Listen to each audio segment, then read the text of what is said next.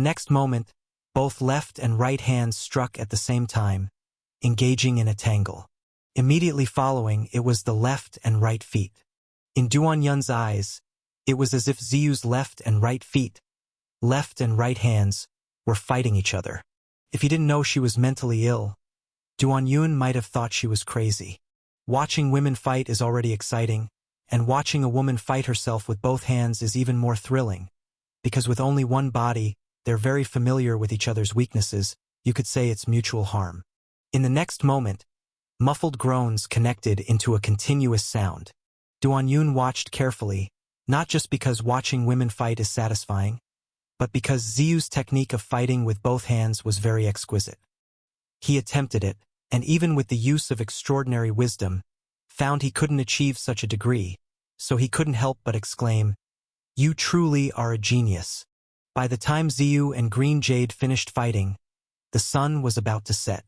She was disheveled, her clothes were untidy. Her right eye had become a panda eye, truly like a mad woman. A beautiful mad woman. Ziyu rubbed her bruised eye and said, "Where to next?" Duan Yun said, "Continue to kill." "Huh? Still killing? Then does this mean we've smashed through the Fusang martial world?" "It's as if we have." "Huh. Initially, I planned to leave the city of Sin alone and go back to rest, but I've somehow grown feathers, so I want to research more." "Research? How to research?"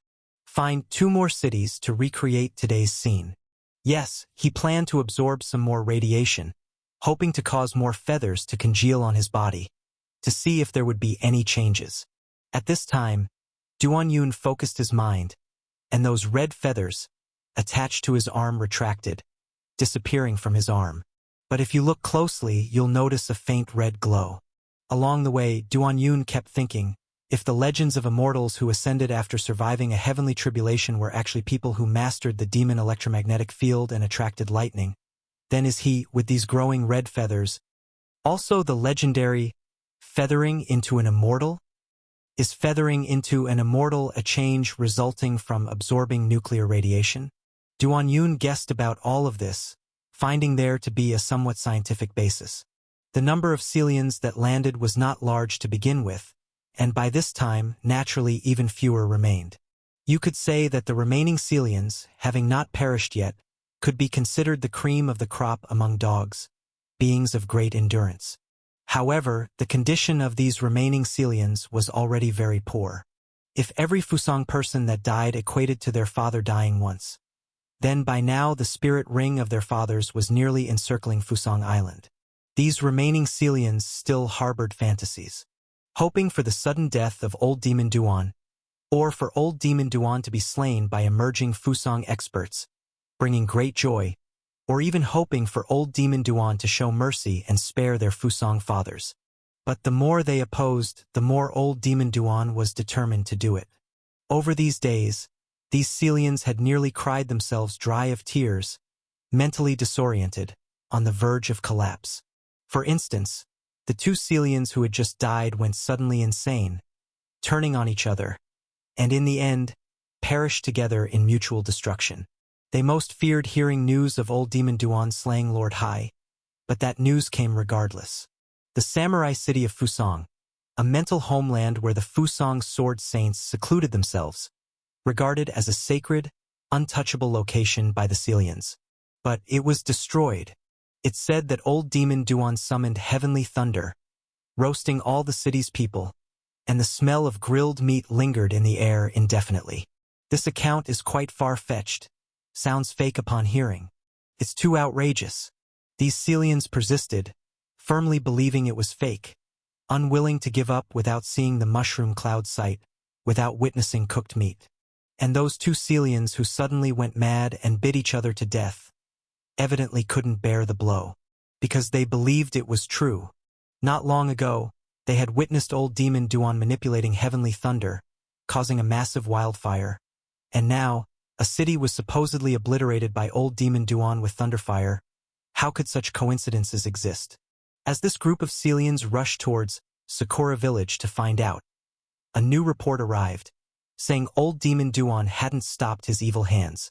2 more cities were supposedly struck by heavenly thunder, producing massive mushroom clouds, and were completely destroyed.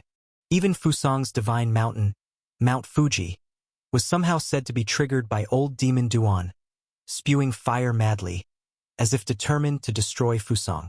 The leading fat sea lion couldn't help but exclaim, "Fake! It must be fake! How can there be so many mushroom clouds? Who's hallucinating from eating mushrooms?" Yeah, Fat Brother is right. Old demon Duan's spreading rumors now. Means he's in bad shape. Surely severely injured. Severely injured. Absolutely severely injured. A group continued, flames of hope burning, encouraging and supporting each other, ultimately coming very near Sakura Village. Fusang is an island, with the sea breeze quickly dispelling any sense of heat. But reaching this place, they only felt hot. Unbearably hot. Even the wind blowing was scorching. "What's going on?" someone asked. "What do you mean what's going on? This season, being a bit hot is normal," the leading fat sea lion replied. As they walked, someone suddenly said, "Why do I feel so itchy?" "Me too." The fat sea lion started scratching himself and said, "It's nothing. Just a lot of mosquitoes." No, blisters. Why do I have blisters all over my body?" The fat Celian turned around in shock, seeing several companions with various sized blisters on their bodies. He was about to console them with words like fierce mosquitoes, when someone suddenly cried out, "What's that?" Everyone froze there, because they saw a pit. A large, dark pit.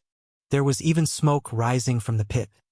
The scorching heat they had felt earlier likely emanated from there. One of the Celians had seen a scene of a divine stone falling from the sky, burning as it landed, creating a heavenly pit in the ground. The first reaction in his mind was this. This pit must have been made by a divine stone. But in the next moment, someone was already kneeling on the ground, crying. Because the pit was large but not particularly deep, standing high up here, they could still see some things. Amidst the charred ruins, some remnants of broken walls remained, and the smell of grilled meat lingered in the air. "That's Sakura Village." "No, it can't be."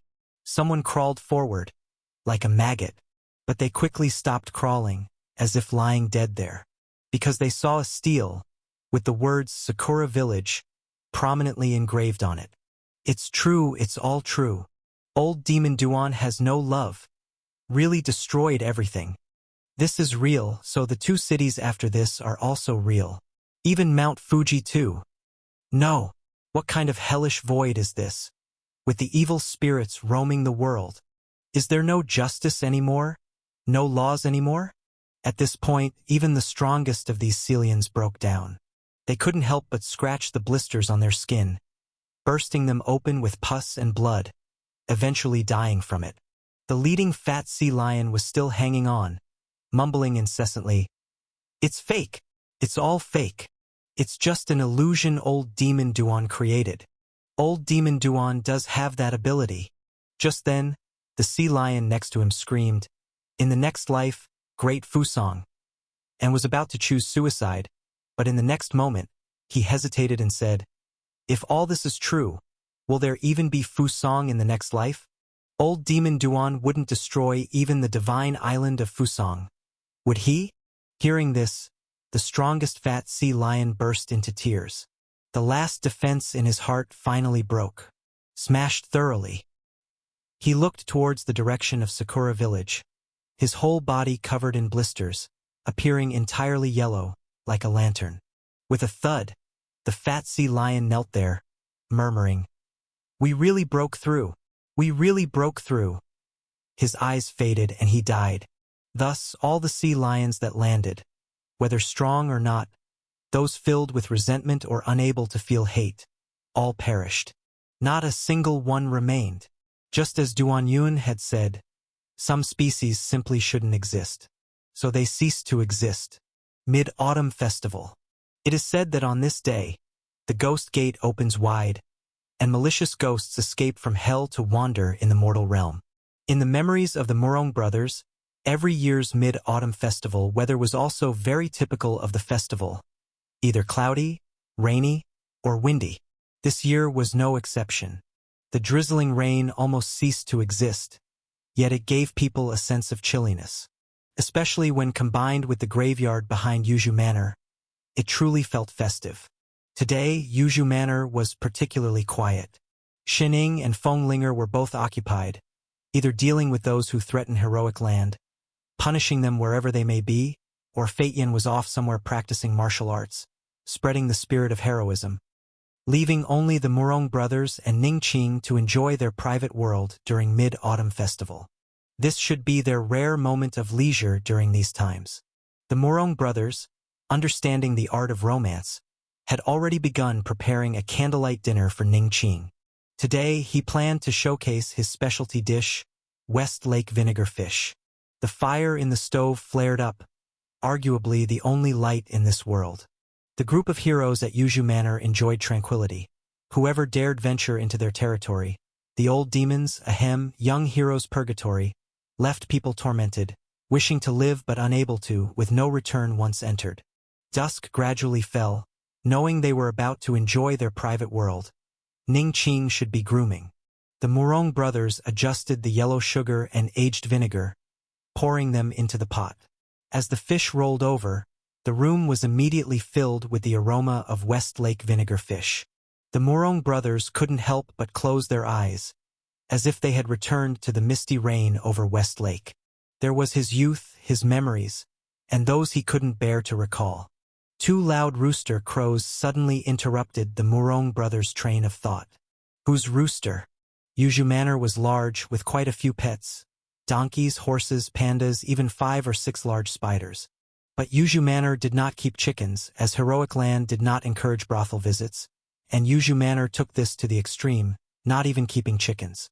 The Murong brothers couldn't help but wonder, could it be a wild rooster? Do wild roosters crow? At this moment, the world was dark. Logically speaking, a rooster's crow often signifies dawn, heralding the arrival of light. Even in folk stories, as soon as a rooster crows, zombies retreat.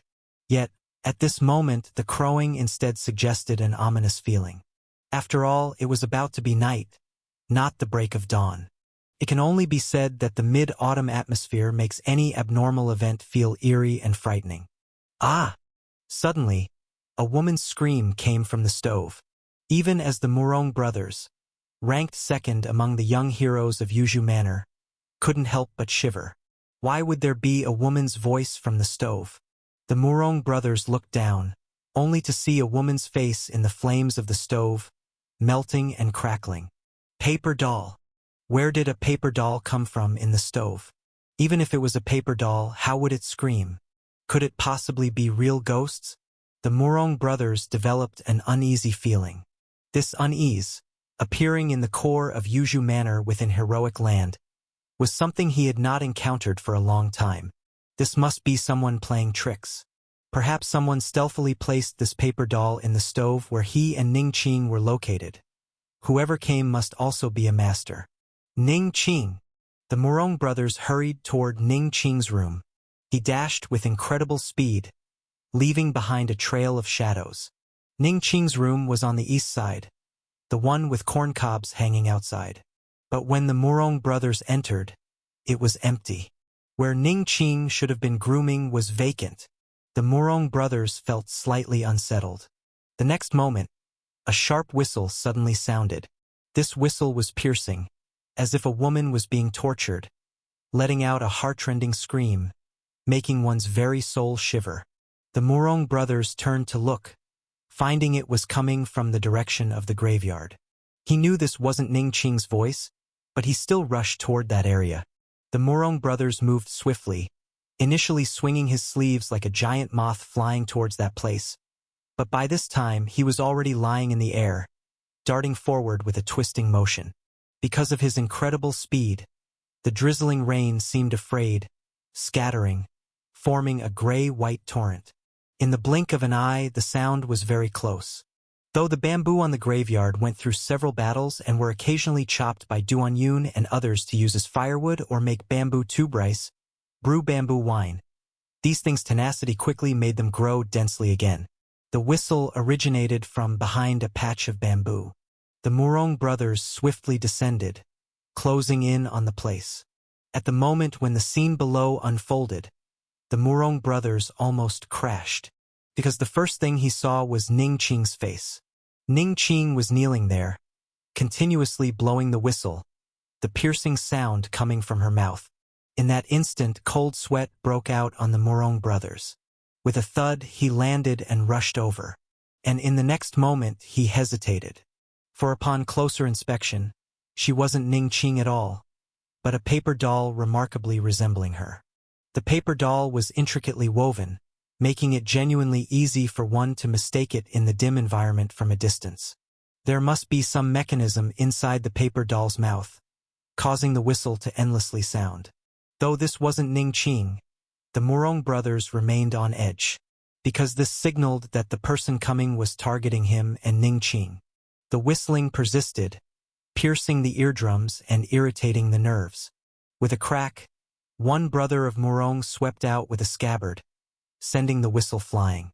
The sharp whistle ceased instantly, and finally, the Murong brother took a breath. He knew he couldn't fall into the enemy's rhythm, but in the next moment, a nameless rage burst from his heart. It was because he clearly saw that around the neck of the kneeling paper effigy hung a plaque saying, "Disgraceful Ning Qing." It looked like a punished sinner. Throughout, the Murong brothers were either sisterhood of the world, or pretty girl first under heaven, then Ning Qing first under heaven. All these are what he cared about most in his heart. Suddenly seeing Ning Qing made into a paper effigy and humiliated like this, his anger came unrestrained, and he swiftly swept out with a saber. The blood shadow mad blade unsheathed, leaving a crimson path ahead. The lifelike paper effigy was immediately torn to shreds.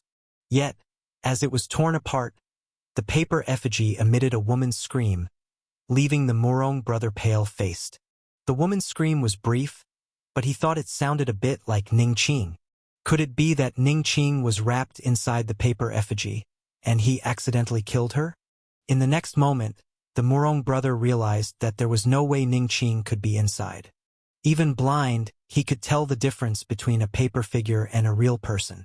His chaotic thoughts were a result of his disturbed mind, because from start to finish he hadn't seen Ning Qing. Murong brother gripped the saber tightly, staying alert, because to his understanding, once the paper effigy is destroyed, there could be concealed weapons ready to strike. He waited for 10 breaths, but nothing happened. The paper effigy had no traps. But just as he relaxed, suddenly a string of black needles shot out unexpectedly from the paper effigy's remnants, aiming straight for the Murong brother's face. The creator of the paper effigy seemed to anticipate the Murong brothers' expectation. They predicted that his guard would weaken after 10 breaths, and in that moment, launched a fatal hidden weapon. As the second young hero of Yuzhu, Murong brothers' reflexes were unmatched. He moved with the blood shadow mad blade, generating a swirling vortex that caught the black needles on the blade.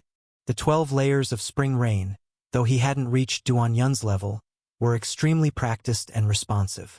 For instance, the spring rain blade energy slashing out spiraled outward, while the inward pull of spring rain generated a peculiar suction. This suction was enough to attract the poisonous needles. Trivial tricks. Damn!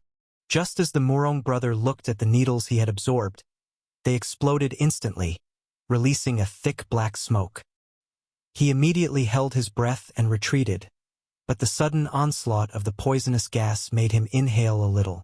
Even a little made the Murong brother feel discomfort in his chest. Logically, with his current power, he was immune to all poisons.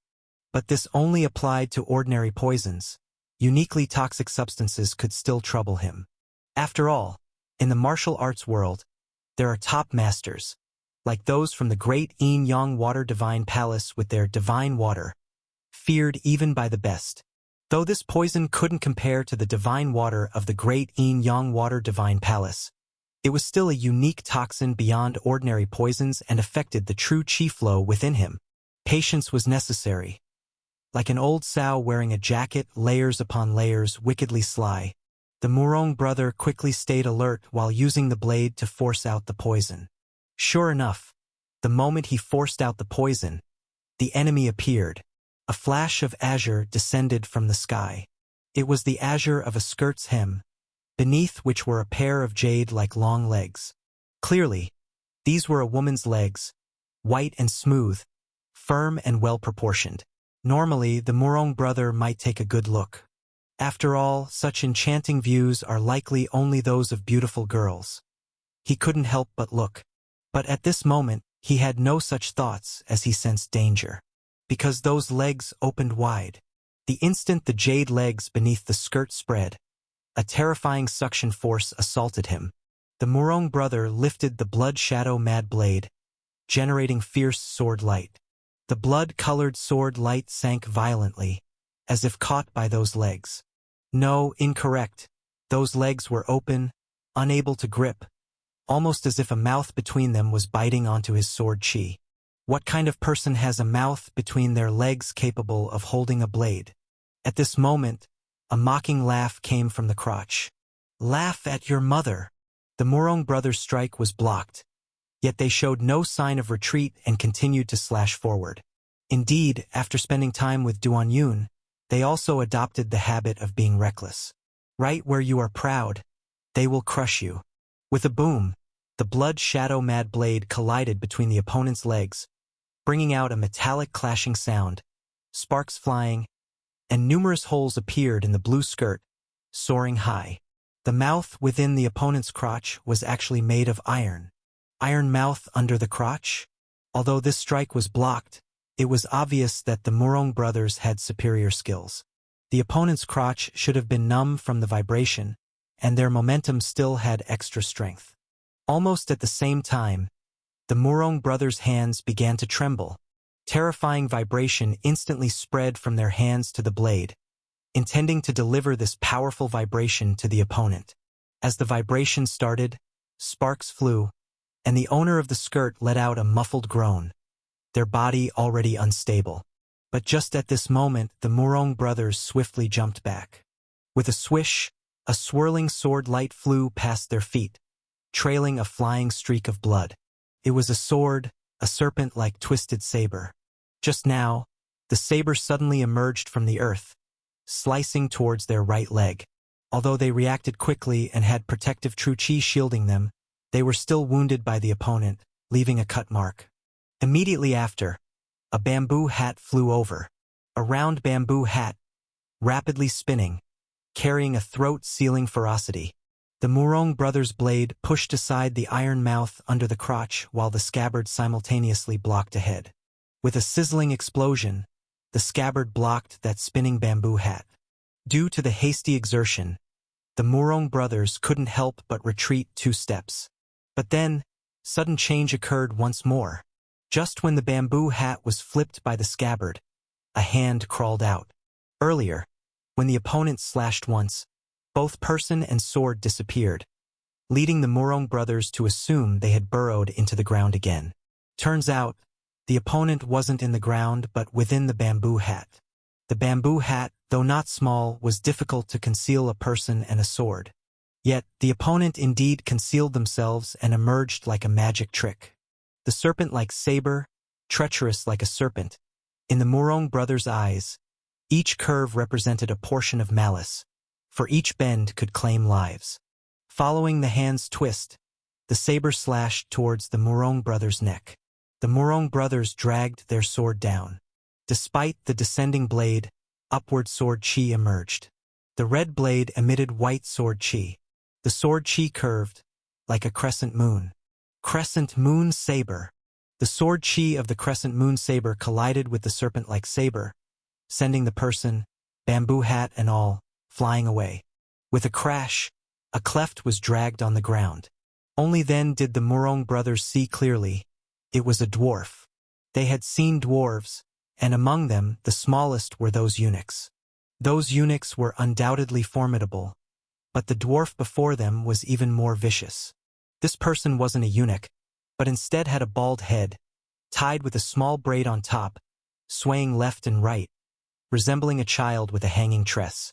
Meanwhile, the woman with the iron mouth at the crotch also lightly landed, standing alongside the dwarf. The pair, one large, one small, merely standing there, evoked an eerie and sinister atmosphere. Then the woman couldn't resist laughing. "You green blade demon, to persist till now has some skill." The Morong brothers gripped their sword, frowned, and said, "Under the skirt, wronged soul's beautiful ghost, head-chopping ghost dwarf. You belong to the ghost mother sect." "Ha ha ha, you've guessed right." As soon as the sound started, a Swona sound rang out. Along with the Swona, lamps suddenly illuminated. Crimson lamps, like opened eyes, densely filled the graveyard. Under the lamplight, ghostly silhouettes were numerous, golden clothes and colorful skirts, chains flying with sedan chairs, musicians at first glance, like hundreds of ghosts parading at night. Mid-autumn festival. The ghosts come to claim their lives. The red lanterns on the graveyard lined up in a row, forming a scene of a night parade of 100 ghosts. The Morong brothers had no time to pay attention to this rather terrifying scene because the beautiful ghost and the head-cutting little ghost had returned. "Do you really want to see what's between my legs?"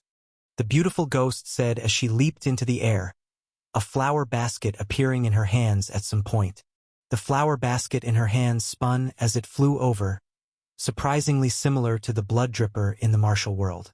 No, even more eerie and dangerous, coupled with her spread legs, it formed a pincer attack on the Morong brothers. Meanwhile, the head-cutting little ghost swayed, looking like a drunkard, but the more drunk he appeared, the harder it was to predict his movements, as he approached with a curved blade to behead Duan Yun. Which head did he want to cut, the big one or the small one? Thinking about how both of his heads were being meticulously targeted, the Morong brothers couldn't help but angrily shout, "Thanks a lot!" With that, his blood shadow mad blade whirled into a frenzy. The blade shadows of the blood shadow mad blade moved incredibly fast. Before the shadow of the first strike disappeared, the shadow of the second had already arrived. His whole body suddenly turned blood red, creating an illusion of a sealed, closed space, making him look like a man covered in blood.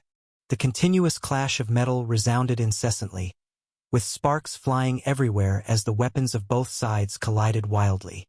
With a swish, as the Morong brothers delivered a fierce slash, the blood-colored blade shadows swiftly merged into a line, forming a 5-zhong-long blood blade, slashing forward.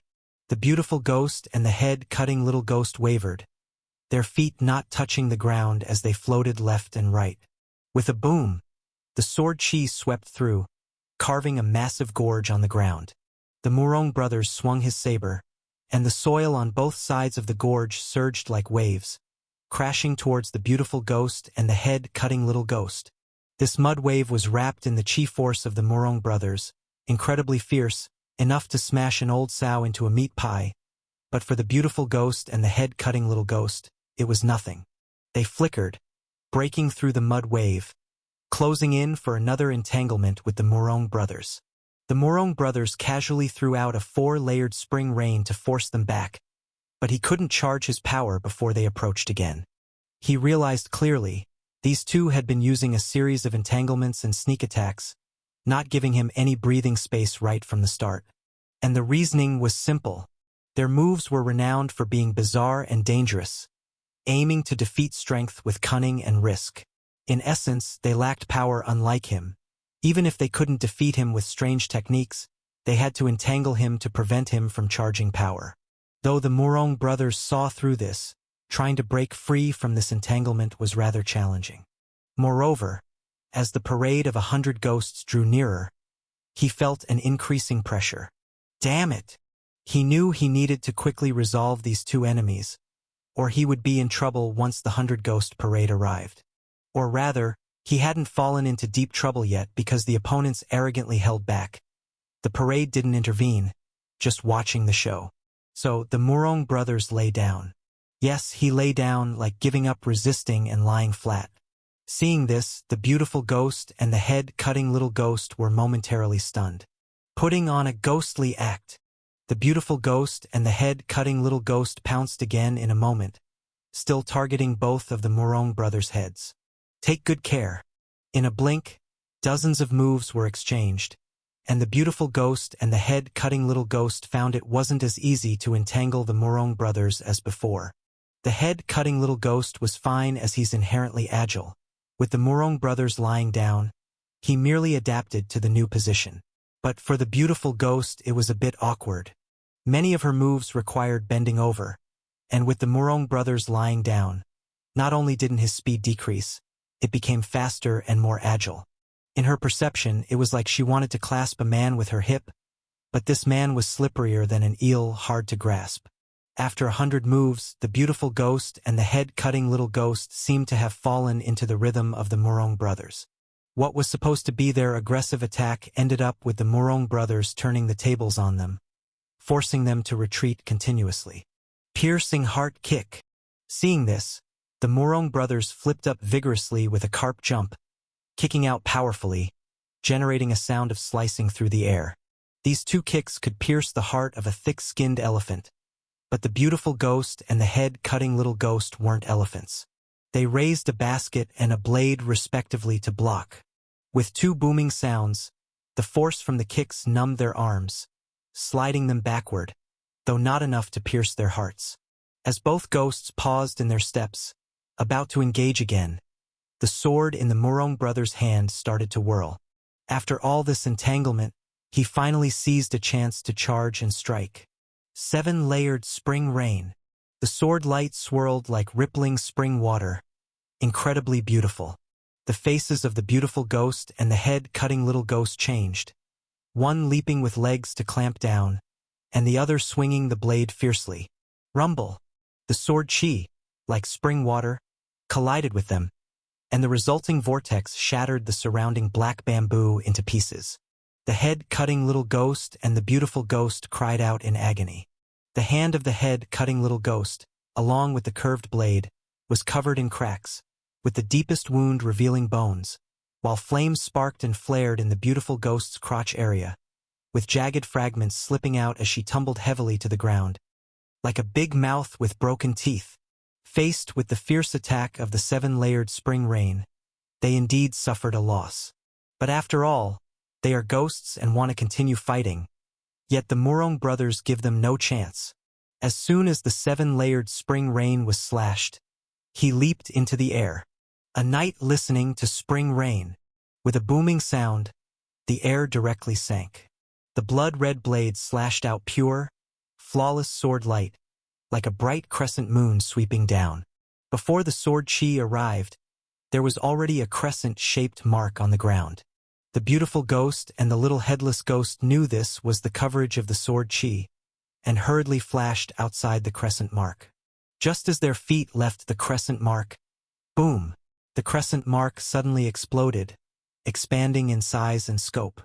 The beautiful ghost and little headless ghost were struck by the sword chi. Their bodies flipped out, losing parts as they spun. The Morong brothers didn't want them to lose parts. They wanted them to lose their lives.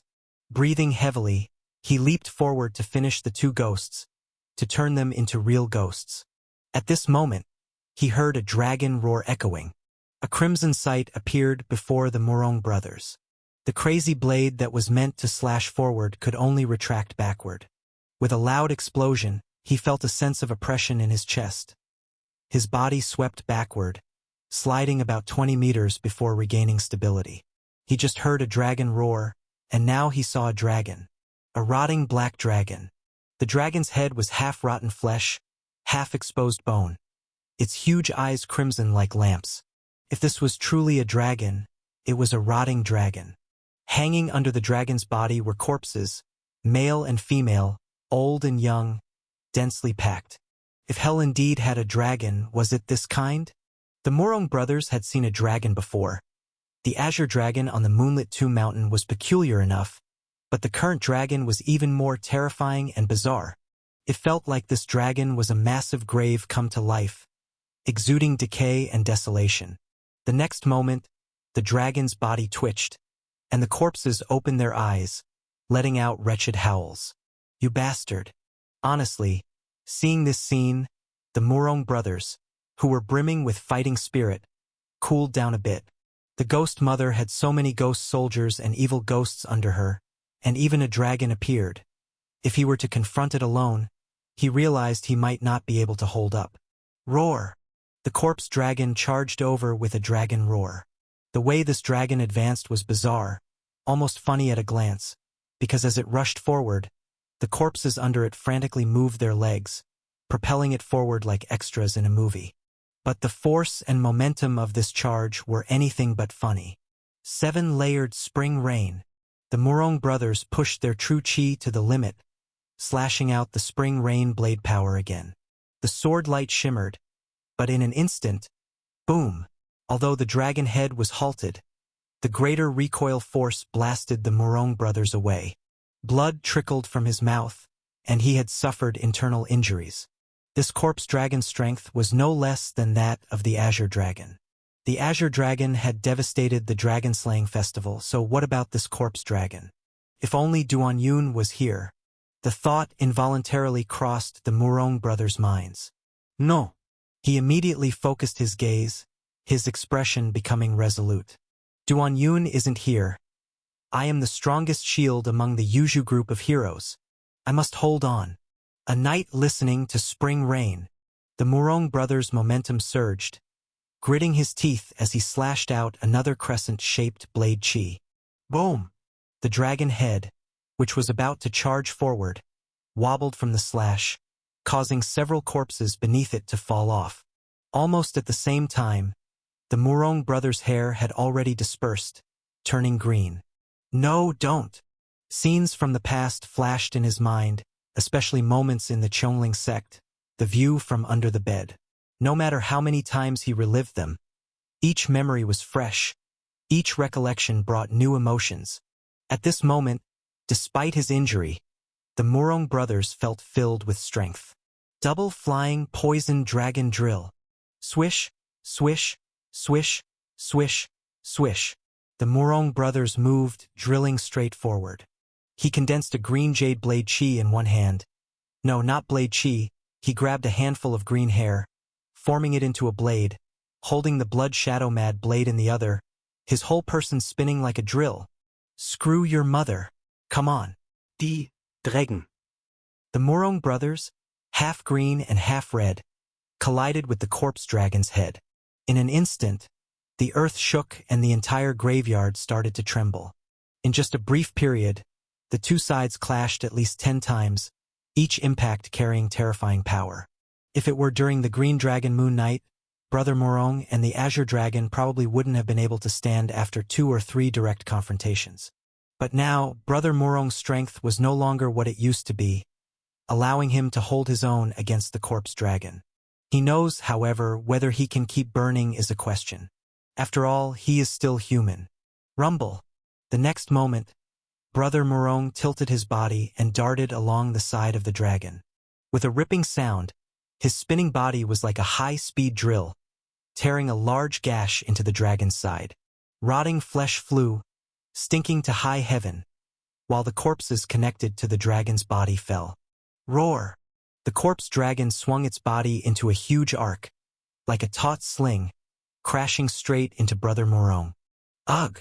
His spinning body collided with the dragon's flying body, sending Brother Murong spinning away. With a cry, he spat out a mouthful of fresh blood. The moment his body hit the ground, his green hair wrapped around him, cushioning the blow. Yet this terrifying force still rippled through his skin, flesh, and bones.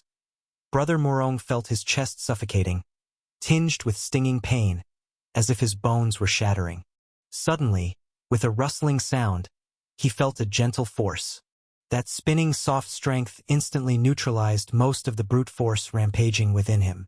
Brother Murong took a breath and realized it was Ning Qing spinning with him. Ning Qing. Qing. My Qing. In an instant, Brother Murong's heart was filled with words. Yet he couldn't say a thing. His eyes turned red. Because Ning Qing had come to assist him, but Ning Qing's condition wasn't good either. Her face bore 2 dark handprints, purple and fine, as though struck by a poisoned ghost claw. With a sound like tearing silk, their bodies eventually halted. Looking at Brother Murong's love-stricken face, Ning Qing cursed aloud. Damn it! What kind of demons and monsters are these? I was ambushed while using the bathroom, and even got shit on my clothes. She had multiple wounds on her body, yet what concerned her most was the shit smeared on her clothes. Because she had a cleanliness obsession. The next moment, the sound of a Swona blared closer. Closing in as well were the corpse dragon and the parade of restless spirits. To the amazement of Brother Morong and Ning Qing, they also saw a door. A gigantic black door, standing behind the ghostly parade, seeming as though the spirits and corpse dragon had emerged straight from it. Ghost Gate. This was the first thought in the two's minds. What do we do now? Ning Qing asked in agony. Delay. Stall until help arrives. Brother Morong decided without hesitation. He already knew they're uncertain of handling even the corpse dragon alone, let alone so many ghosts. Is this mid-autumn ghost festival truly the realm of ghosts? At this moment, the corpse dragon suddenly shook violently, or more accurately, the countless corpses beneath its body shook. These corpses suddenly opened their mouths wide, and then clusters of ghost fire emerged. With the dragon's swing, the endless ghost fire swiftly converged, flowing into the dragon's mouth. Damn! Just as Brother Morong spoke, a terrifying pillar of ghostly blue flames swept towards them. Ghostly blue flames, more deadly than red ones. Brother Morong threw Ning Qing onto his belly, lying flat as he flew away. Rumble! They narrowly evaded the dragon breath sweep. But then, Brother Morong felt his head about to explode, because the ghost fire dragon breath had already swept over Yuju Manor. My manor is going to be burned down again. Why add the word again?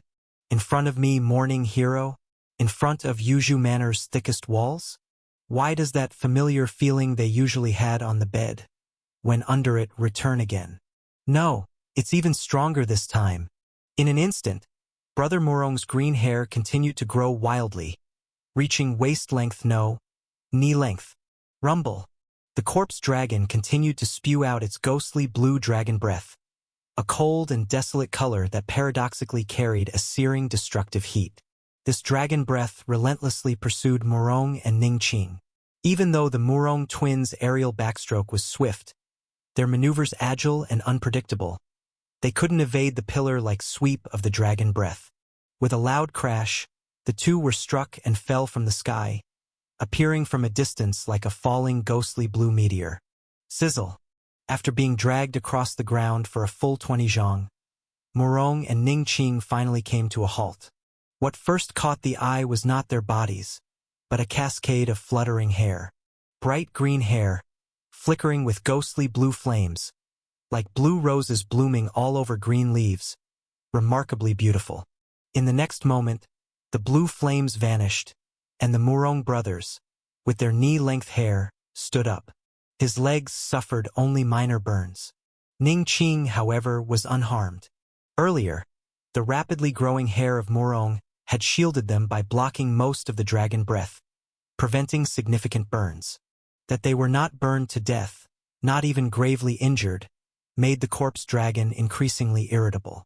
With a clatter, the skull cap of the corpse dragon opened, and out popped 6 people. These 6 people, 3 men and 3 women, floated without touching the ground, wearing fluttering white robes, with white threads connecting them to the dragon's head. They appeared more like ghosts than humans. The first thought of Morong and Ning Qing was of a driver. A carriage moving forward is driven by a driver at the front. It suddenly seemed that this corpse dragon was steered by these ghosts. Go! In an instant, the 3 men and 3 women attacked Morong and Ning Qing alongside the corpse dragon. These 3 men and 3 women looked like ghosts, but descended like a heavenly girl scattering flowers. A rain of flowers all over the sky. Suddenly, as the 3 men and 3 women descended, their bodies shook violently, releasing more hidden weapons like a heavenly girl scattering flowers. No, they were not hidden weapons. They were their flesh and broken bones. Their flesh and bones, infused with strength, turned into terrifying projectiles. Morong and Ning Qing hastily countered with their strikes. Morong wielded the blood shadow mad blade in one hand, while the green hair in his other hand became a green saber. The blood shadow mad blade swings were wide and powerful, the green saber soft yet strong. The double dance struck a balance between strength and flexibility.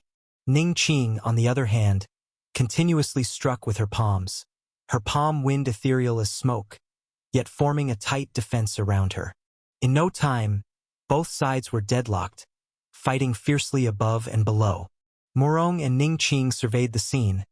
All manner of projectiles were being fired from every person's lower parts. Suddenly, a dark shadow rushed in. Murong's expression changed, and he shouted, "Not good!" They were so focused on shattering these flowers that they forgot about the big guy. The corpse dragon. The 3 men and 3 women had consumed most of Murong and Ning Qing's attention, allowing the corpse dragon to launch a sneak attack. Rumble. Even before the dragon's head arrived, the explosive roar of the dragon breath was already upon them. Murong quickly wrapped Ning Qing with his hair and rolled forward. But alas, it was still a beat too slow. With a bang, they were enveloped by the dragon breath, which erupted into spark showers. Then, with a downward thrust, the dragon's head sent them flying again. The impact of this collision was tremendous. Even though Murong's verdant hair offered absolute defense, it still suffered significant damage. For a moment, both felt dizzy, their bones creaking, as if their bodies were about to fall apart. And they sensed the corpse dragon had not stopped but was gathering strength for another attack. After the burning assault, these ghosts confirmed that Murong's protective green hair made them impervious to burning, so they had to increase their offensive power. Murong reacted quickly, steadying his form a bit and using his twin blades to dig into the earth. The motion resembled that of a yellow dog digging dirt to cover its feces, but the efficiency was remarkable, quickly breaking through the ground, with Ning Qing clutched between his legs, diving inside. However, because there was still lingering dragon breath on them, even underground the corpse dragon could sense their location. The corpse dragon plunged into the ground, and the feet of the corpses beneath it squatted simultaneously, their actions perfectly synchronized. With a crash, as the corpse dragon landed, countless feet hit the ground in unison, generating rippling shockwaves. These ripples weren't particularly strong individually, but combined like the ghost flames forming the dragon breath, they created a terrifying shockwave impact. Murong, while deep diving, suddenly went numb all over. As he and Ning Qing trapped between his legs came to, they realized that half of the graveyard had collapsed, and they were shaken out. Tonight, on Mid-Autumn Festival, under the black moon and high winds, the parade of night-walking ghosts connected with the Ghost Gate, appearing so eerie and frightening, inducing despair. Murong was in intense pain all over, yet he knew he couldn't stop. Not only couldn't he stop, but he also had to fight more fiercely. As he gazed at the burning Yuju Manor, his eyes glowed green, and he unleashed a blade of pure green sword light. The brightly glowing sword light carried the powerful aura of endless hatred, slashing toward the corpse dragon. For a moment, even the corpse dragon seemed fearful of its existence. With a dragon's roar, the bodies beneath its dragon body furiously moved their feet, and the massive dragon was able to evasively dodge the slash with surprising agility. Just now, when those feet were moving densely, the Murong brothers and Ning Qing almost thought it wasn't a dragon, but a giant centipede as immense as a true dragon. In fact, if a centipede were as gigantic as a dragon, in some ways it would be even creepier and more terrifying than a dragon. At this moment, 3 men and 3 women flew towards them again. The leading woman lifted her foot and commanded, "Bastard, kneel!" Her voice carried an innate authority, like an underworld judge whose orders could not be defied.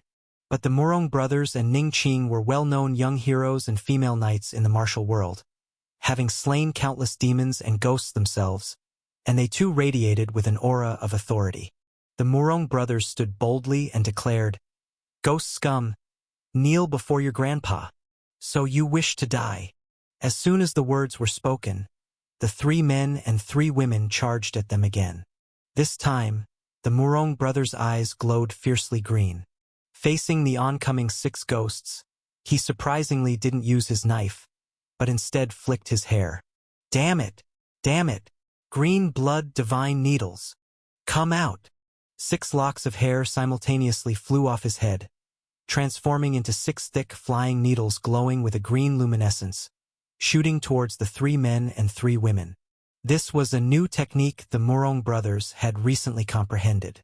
Now pushed to this extent, he was influenced by Duan Yun, and as if awakened to an extraordinary wisdom, he began to comprehend brand new techniques. This technique didn't appear out of thin air, but was a blend of Duan Yun's immortal crane divine needle, and infused with his own blood and endless hatred. After all, when the Murong brothers went to the Mingyu Palace with Duan Yun, they personally witnessed how he shot needles, even using his hair as divine needles to shoot them out. And at this moment, the old demon's technique was being reinvented by me, becoming even stronger. The speed of the hair transformed divine needles was extremely fast, continuing to twitch and twist in the air, their trajectory hard to trace. The 3 men and 3 women rapidly changed their stances, their bodies transforming into ghostly illusions. Even real ghosts could only float to this extent. Yet, amidst the sounds of 4 sharp cries, despite their evasive maneuvers, 2 men and 2 women were still struck by the Murong brothers' green blood divine needles. Owing to their constantly shifting forms, they kept pace with the green blood divine needles' rhythm. Yet unexpectedly, those divine needles remained unchanged at the end, flying straight and true, which left them dumbfounded and struck. Upon a closer look, 4 individuals each had a lock of hair sticking into their bodies.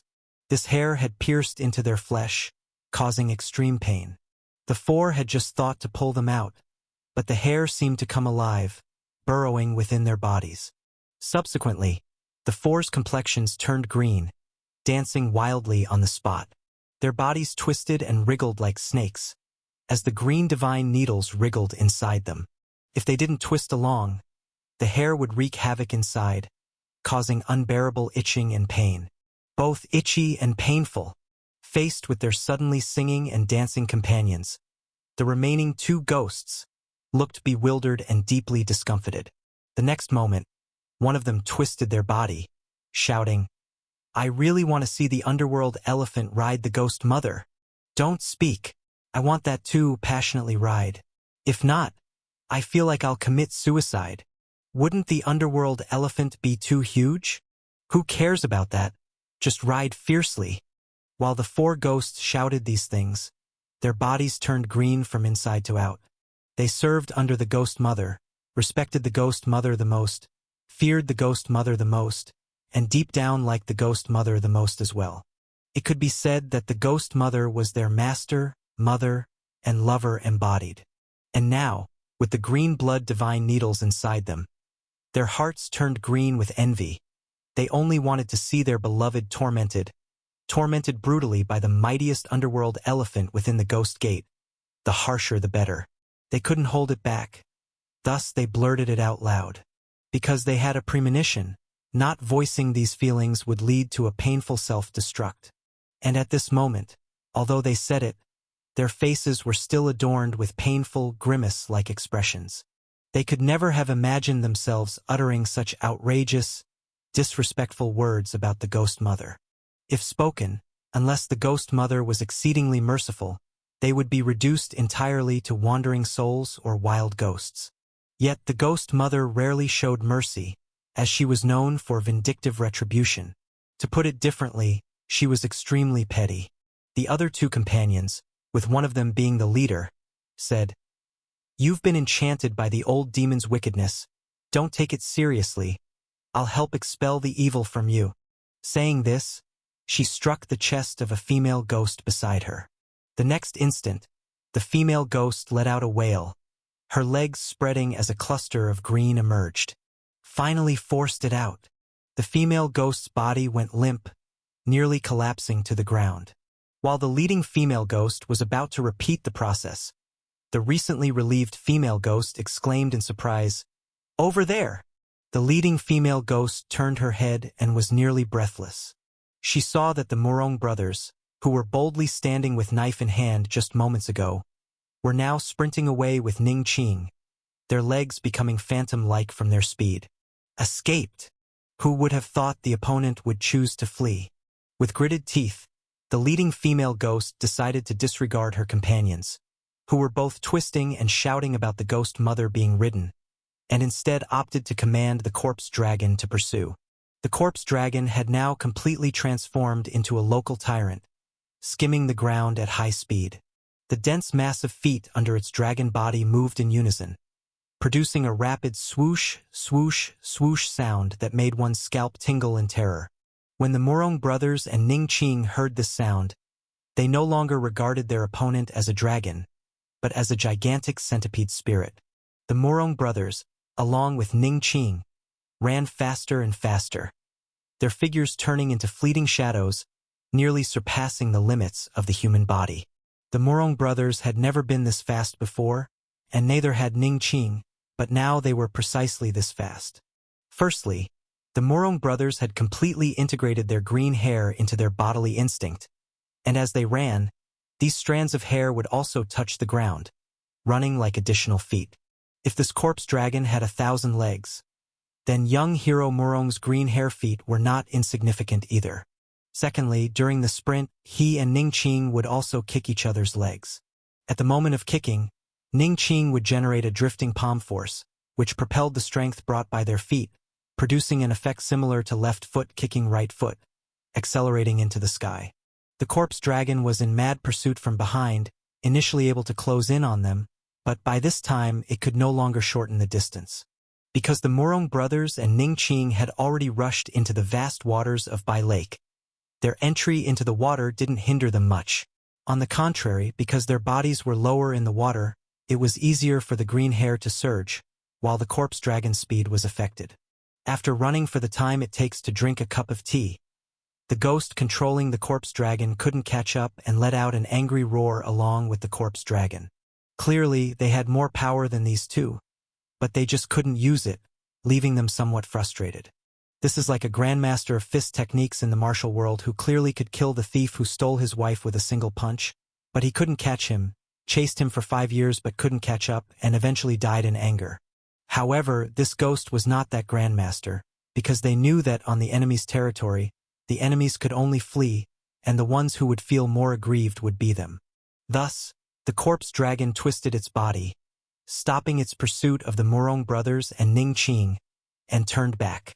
Seeing this, the Morong brothers couldn't help but retort, "Hey, buddy, you're not chasing anymore." So he turned to chase the corpse dragon instead. At this moment, the corpse dragon had already joined with the squadron of night-walking ghosts, forming an impressive formation. The Morong brothers and Ning Qing didn't dare to get close for a moment. In the next instant, this massive troop charged directly towards the burning Yuzhu Manor. Rumble, the corpse dragon swept over the manor. The burning structures instantly turned into debris. The huge ghost gate pierced into the ground, crushing through to form a deep pit. Even Duanyun's most beloved cellar was completely destroyed, its gold and silver bursting everywhere. At this time, a voice floated over, "No matter what you are, whatever the ghost mother does, you have to endure, including death." After completely destroying Yuzhu Manor, not leaving a single blade of grass or tree untouched, this squadron of night-walking ghosts left. The Morong brothers and Ning Qing fell in front of the ruins. With a thud, the Morong brothers knelt on the ground, crying loudly, shouting, "I'm useless! I'm useless! I can't even protect a house." As he spoke, he spewed a mouthful of fresh blood. Because he used too much of his hair just now, the Morong brothers now had a Mediterranean hairstyle.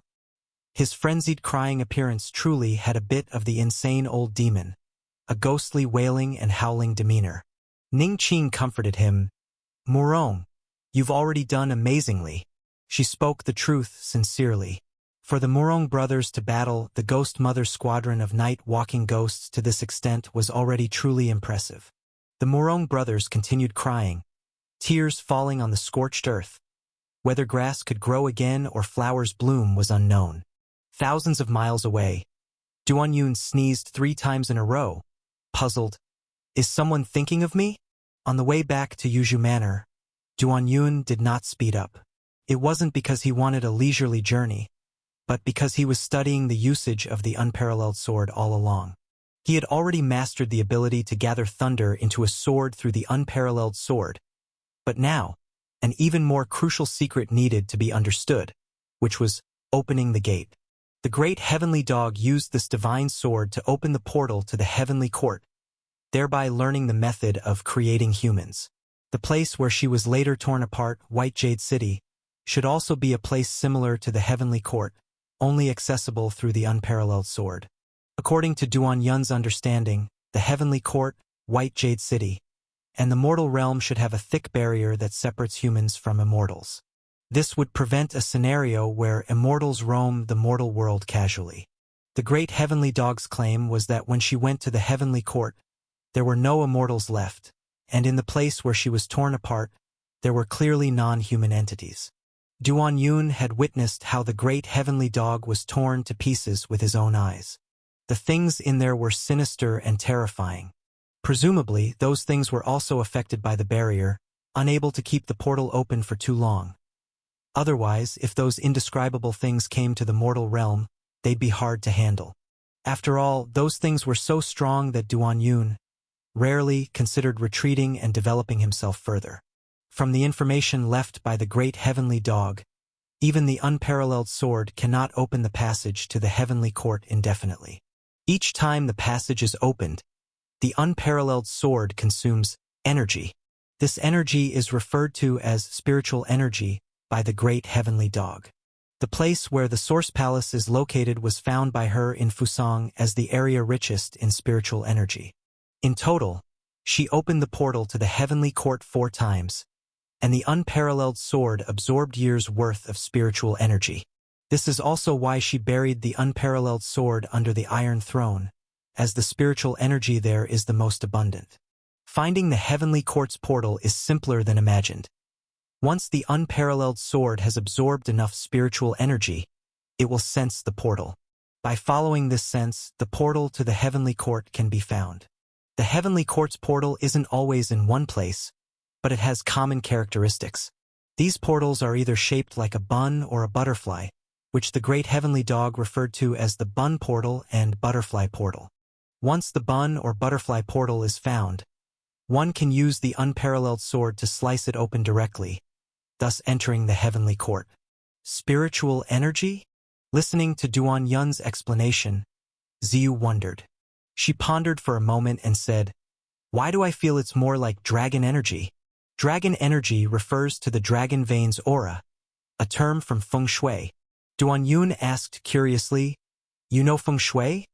Ziyu replied, "I know a bit."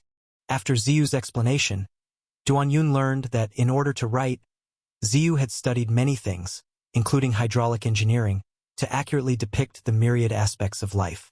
Feng shui was also something she learned through her writing journey. The feng shui of the Source Palace isn't ordinary. With the presence of 9 flood dragons gathering, it's naturally abundant in dragon energy.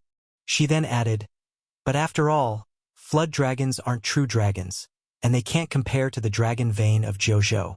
If the sword needs to absorb energy in the future, I could try my dragon-seeking method."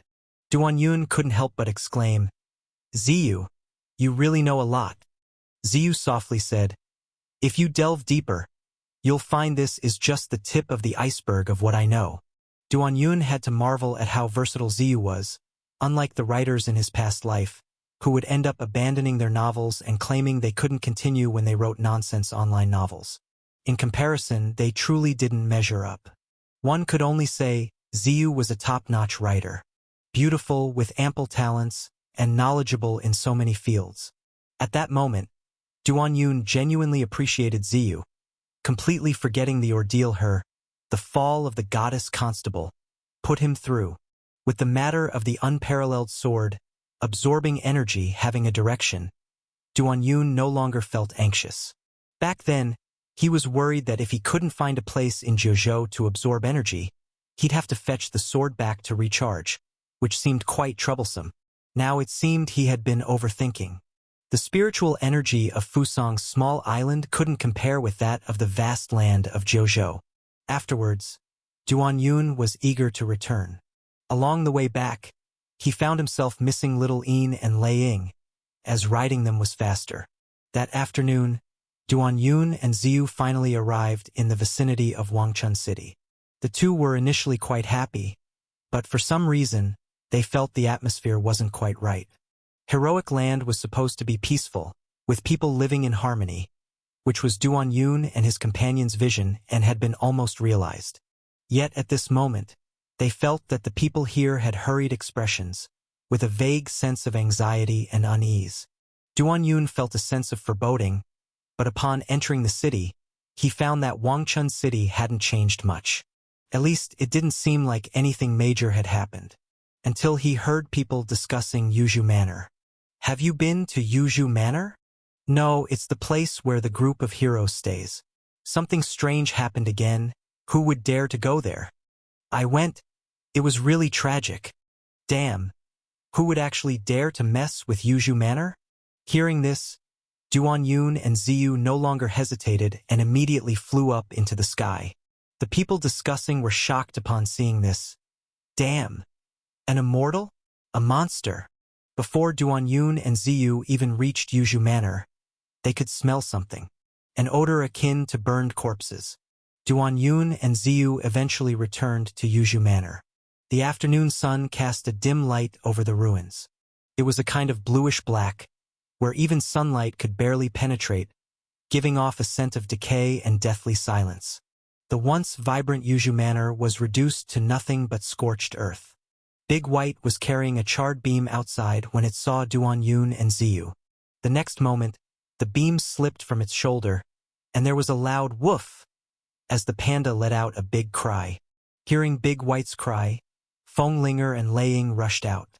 For the past 2 days, they had been clearing the ruins.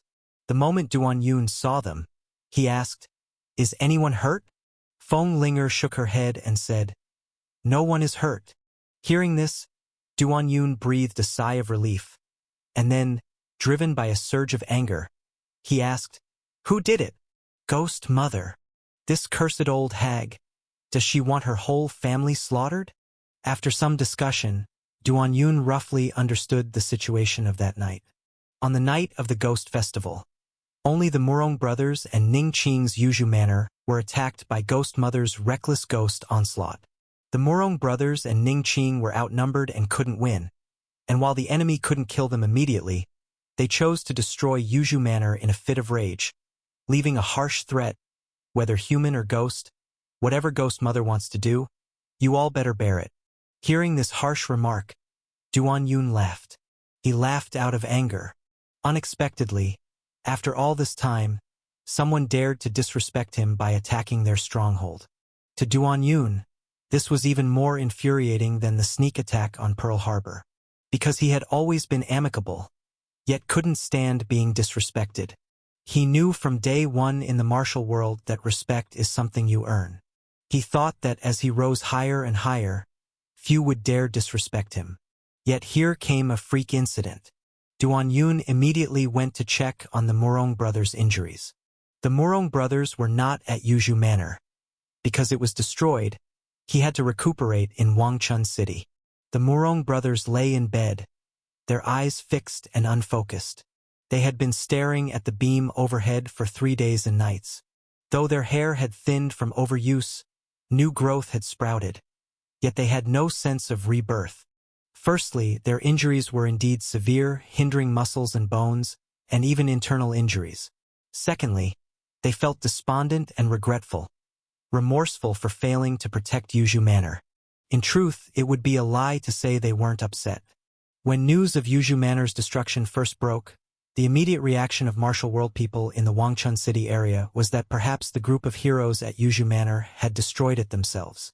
After all, Yuzhu Manor had been destroyed once before, and after that incident, they ransacked Mo sect elder Li Mafei's house, leading to a newly wealthy Yuzhu Manor. This time being destroyed and rebuilt could be said to have transformed Yuzhu Manor from dung to jade. More recently, part of Yuzhu Manor was damaged again, when Tianzhou's most renowned item Lady Lei Ying came looking for trouble, and the aftermath affected some walls and rooms. And the result? Lady Lei Ying became young hero Duan's exclusive item, and the immense wealth of the Gu family, Gold Mountain and Silver Mountain, was all absorbed by Yuzhu Manor, thus elevating Yuzhu Manor once more. So when it was destroyed again, the first reaction was that the group of heroes was perhaps tired of Yuju Manor's decor, conveniently looking for trouble with someone, thus finding an excuse for tearing down and rebuilding while shrugging off the blame. Yet when it was learned that the Green Saber young hero was seriously injured, they realized the situation wasn't as complicated as they imagined, and the group of heroes at Yuju Manor wasn't that cunning. It was simply a sneak attack. As for who the attackers were, hardly anyone knew. After all, it was the Ghost Festival that night, and even fishing enthusiasts stayed home obediently, not daring to venture out. Back then, the commotion was intense, and Yushur Town initially thought it was an earthquake. Then they heard a dragon's roar, and further feared another azure dragon appearing, deterred from investigating. Of course, when some bloodthirsty spectators got the news and recklessly went to see, they were already too late. The battle had an impressive atmosphere and was quite fierce, but from start to finish it didn't last long. The earliest arriving bloodthirsty spectators only saw a crimson glow disappearing into the night, followed by the destruction of Yuju Manor. Quickly, however, people learned that this was the work of Ghost Mother. The news of Ghost Mother viciously slapped the face of the Yuju group of heroes, and the heroes could only endure spread rapidly. The origin of this news was unclear, but the claim persisted. It was actually the bloodthirsty storyteller's doing. Ghost Mother's disciples conveyed part of the information to them, asking them to leak it. Since the death of many cowardly masters, the bloodthirsty storyteller had long struggled in JoJo, with no one daring to mess with Yuju Manor. Now that Ghost Mother was making a move, they were naturally thrilled and ready to give their all. Unlike before, they no longer loudly narrated the event, because in Heroic Land, the soil for the bloodthirsty storyteller to celebrate this was dwindling. They shifted to a covert strategy, secretly spreading detrimental news. In truth, the bloodthirsty storyteller felt somewhat disappointed, as they once received word that Ghost Mother intended to kill as a warning, yet Yuju Manor had no casualties, and the Green Blade Demon was only severely injured. They had to grit their teeth, spreading news of Green Blade Demon being severely injured and urging people to kill, but still no one dared act. Truly a bunch of cowards, never daring to touch the severely injured old Demon Duan before. Now even the severely injured Green Blade Demon couldn't be touched. In any case, Yuju Manor took a loss this time, and the bloodthirsty storyteller seized the opportunity to wildly spread the tale, sapping morale. The Murong brothers didn't deny this point, which was why the atmosphere in Wangchun City was tense. The foundation of Heroic Land was the Yuju group of heroes, and now the Yuju heroes were in big trouble. How long their peace would last was uncertain. Just then, a shadow shifted at the door, and the Murong brothers, who had been staring blankly at the beam like a dunderhead, suddenly turned their heads and saw an upright and handsome figure. Instantly, his mouth opened, and he began to sing, really want to do it with you one more time. I want to do it fiercely, until the end of time. Watching the Murong brothers suddenly sing like madmen, Duanyun couldn't help but jest, why do you want to do it with me? I'm not into men. The Murong brothers, with a sob in their voice, said, I'm talking about Ghost Mother. Do her fiercely. Beat her to death. I have never suffered such a grievance. Indeed, the very moment the Murong brothers' emotions collapsed was upon seeing the beloved cellar of Duanyun destroyed, spilling gold and silver everywhere. Thinking they hadn't even protected a single cellar, they couldn't bear it anymore. Right then, Duanyun grabbed the hand of the Murong brothers and said, Don't worry. I'll leave her ass to you. Really? Of course, really. Good brother. Good brother. How are you feeling? I'm fine. I could set out to do it right now. Having been lying like a corpse, the Murong brothers immediately sprang up, ready to get out of bed. Duanyun said, You should rest first. The Murong brothers, excited, said, I'm ready now. But I'm not ready yet. What else is there to prepare? Time waits for no one. Do you know how I spent these days waiting for your return? At the very least, we need to know where Ghost Mother is, right? Duanyun replied. The Murong brothers paused, gradually calming down. Yes, that night he encountered the reckless onslaught of ghosts, saw the corpse dragon, and even the Ghost Gate, but knowing where Ghost Mother was a challenge. Because the Netherworld and Yellow Spring, where Ghost Mother resided, had always been a mystery in the martial world. This was one of the reasons why Ghost Mother's forces kept people in terror. Because people didn't know whether they were human or real ghosts, whether where they were was truly hell. The unknown inherently breeds fear.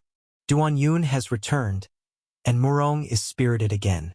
Can be said that the sky of the martial world has brightened again. One can see this from the relaxed expressions on people's faces in this area. Lilo boisho former. Upon hearing the news of the destruction of Yuju Manor, his first reaction was fear, and his second was anger. Over time, anger even surpassed fear. This also caused the tense atmosphere in the Wangchun City area during this period, and the reason why Li Laoba couldn't help but grip his hoe tightly.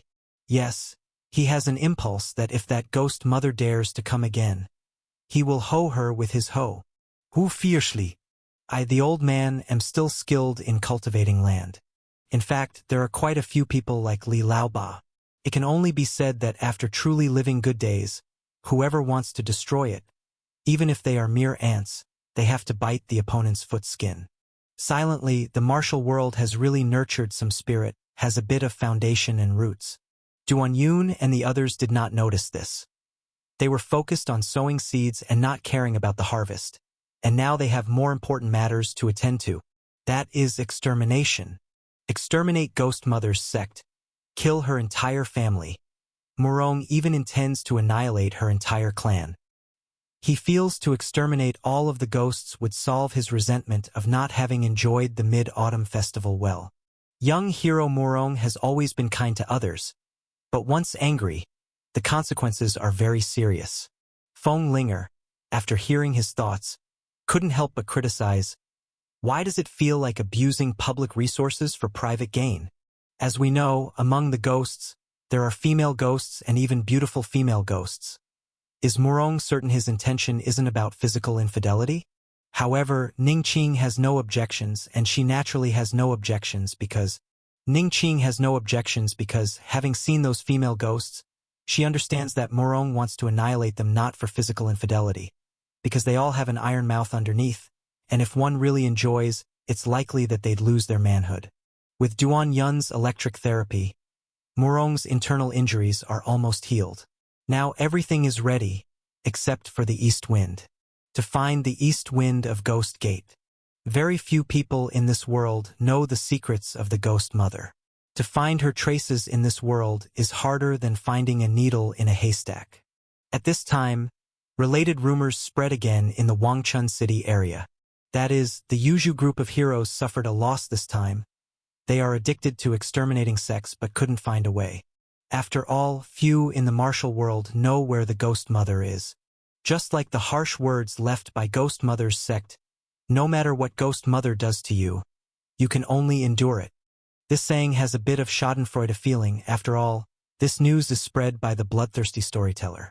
Anything that makes old demon Duan and his group suffer, they are delighted to see.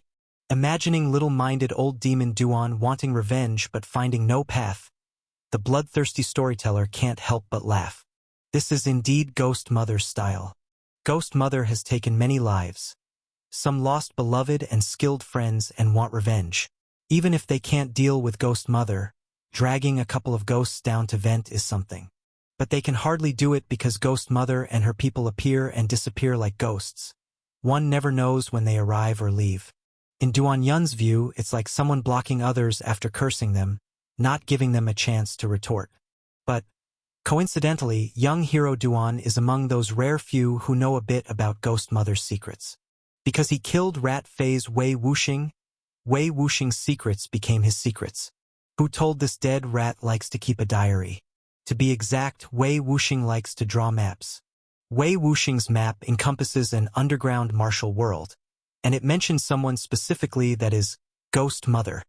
According to the dead rat's account, Ghost Mother should actually be called Ghost Mother Yinji. Ghost Mother Yinji's unmatched martial arts abilities all come from underground. Unlike him who absorbs various sects through tomb raiding, Ghost Mother Yinji has deeper connections with the underground. If anyone in this world understands Ghost Mother Yinji, It can only be Wei Wuxing who likes burrowing underground. Based on Wei Wuxing's descriptions, Ghost Mother Yingji was once merely a prostitute in a brothel, and not a particularly attractive one, the lowest kind. But by some accident, she went underground and found a river. What that river is, Wei Wuxing isn't clear. He can only abbreviate it as Netherworld. After going to that river, the ordinary prostitute mastered unmatched martial arts, becoming the Ghost Mother Yingji that terrifies the martial world. During his tomb raiding underground, Wei Wuxing once had a brief exchange with Ghost Mother Yingji. According to his description, Ghost Mother Yingji is scary, at least in his knowledge, very scary, and this map contains a chilling sentence. I can never figure out whether she is still human. Both Wei Wuxing and Ghost Mother Yingji can be said to have become stronger by heading underground, and Wei Wuxing's description of Ghost Mother Yingji is quite chilling. If not human, then a ghost.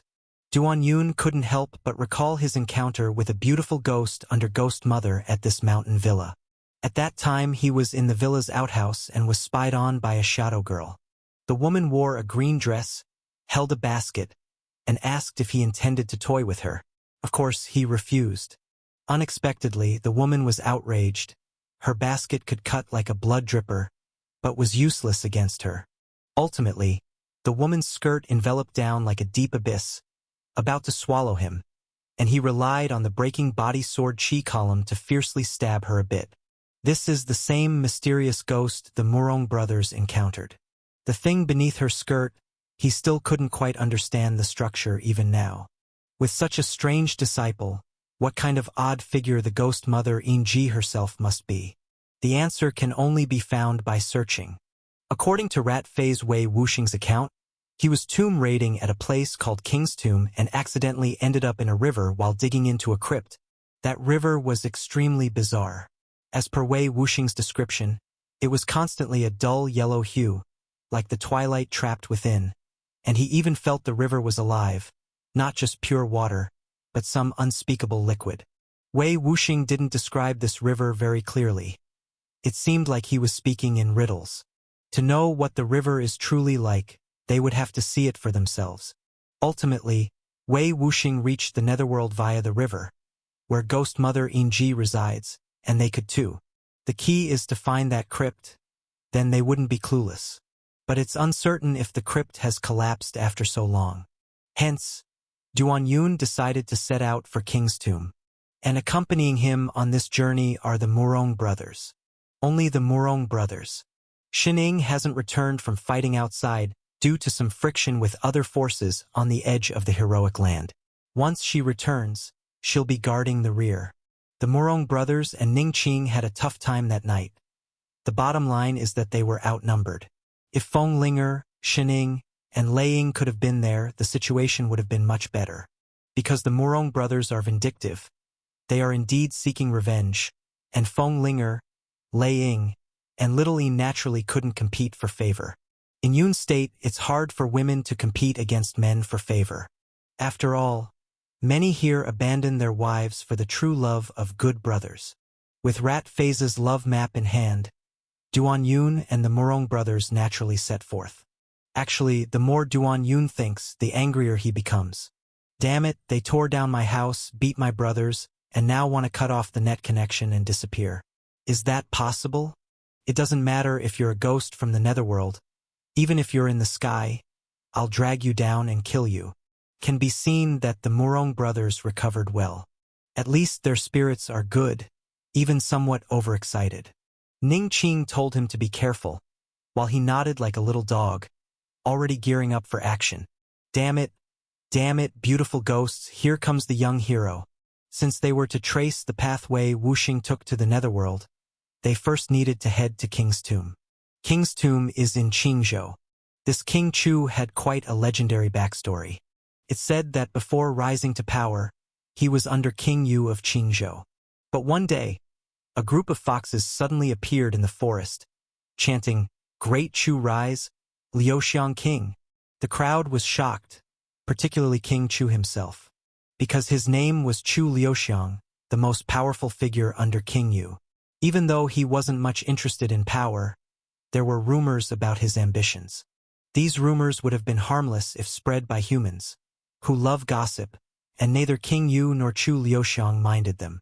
But coming from the mouths of foxes, the matter changed. Fox speaking was an omen, especially when it's about Chu Liuxiang ascending as king. Many believed this was a sign of Chu Liuxiang's disloyalty, while others thought it was destiny. In any case, though he didn't want it, Chu Liuxiang found himself thrust into the spotlight. King Yu was already suspicious of him, and at this point he couldn't sit still.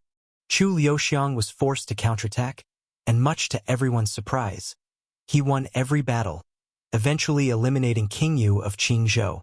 It was a tale of someone wishing to lie low but being pushed to the throne, akin to not becoming an art student, ending up as the pirate king. Following this, Chu Liuxiang became King Chu, yet his bizarre tales didn't end. King Chu had many wives and concubines but loved only a girl named Xiaomei, planting his seeds only in her.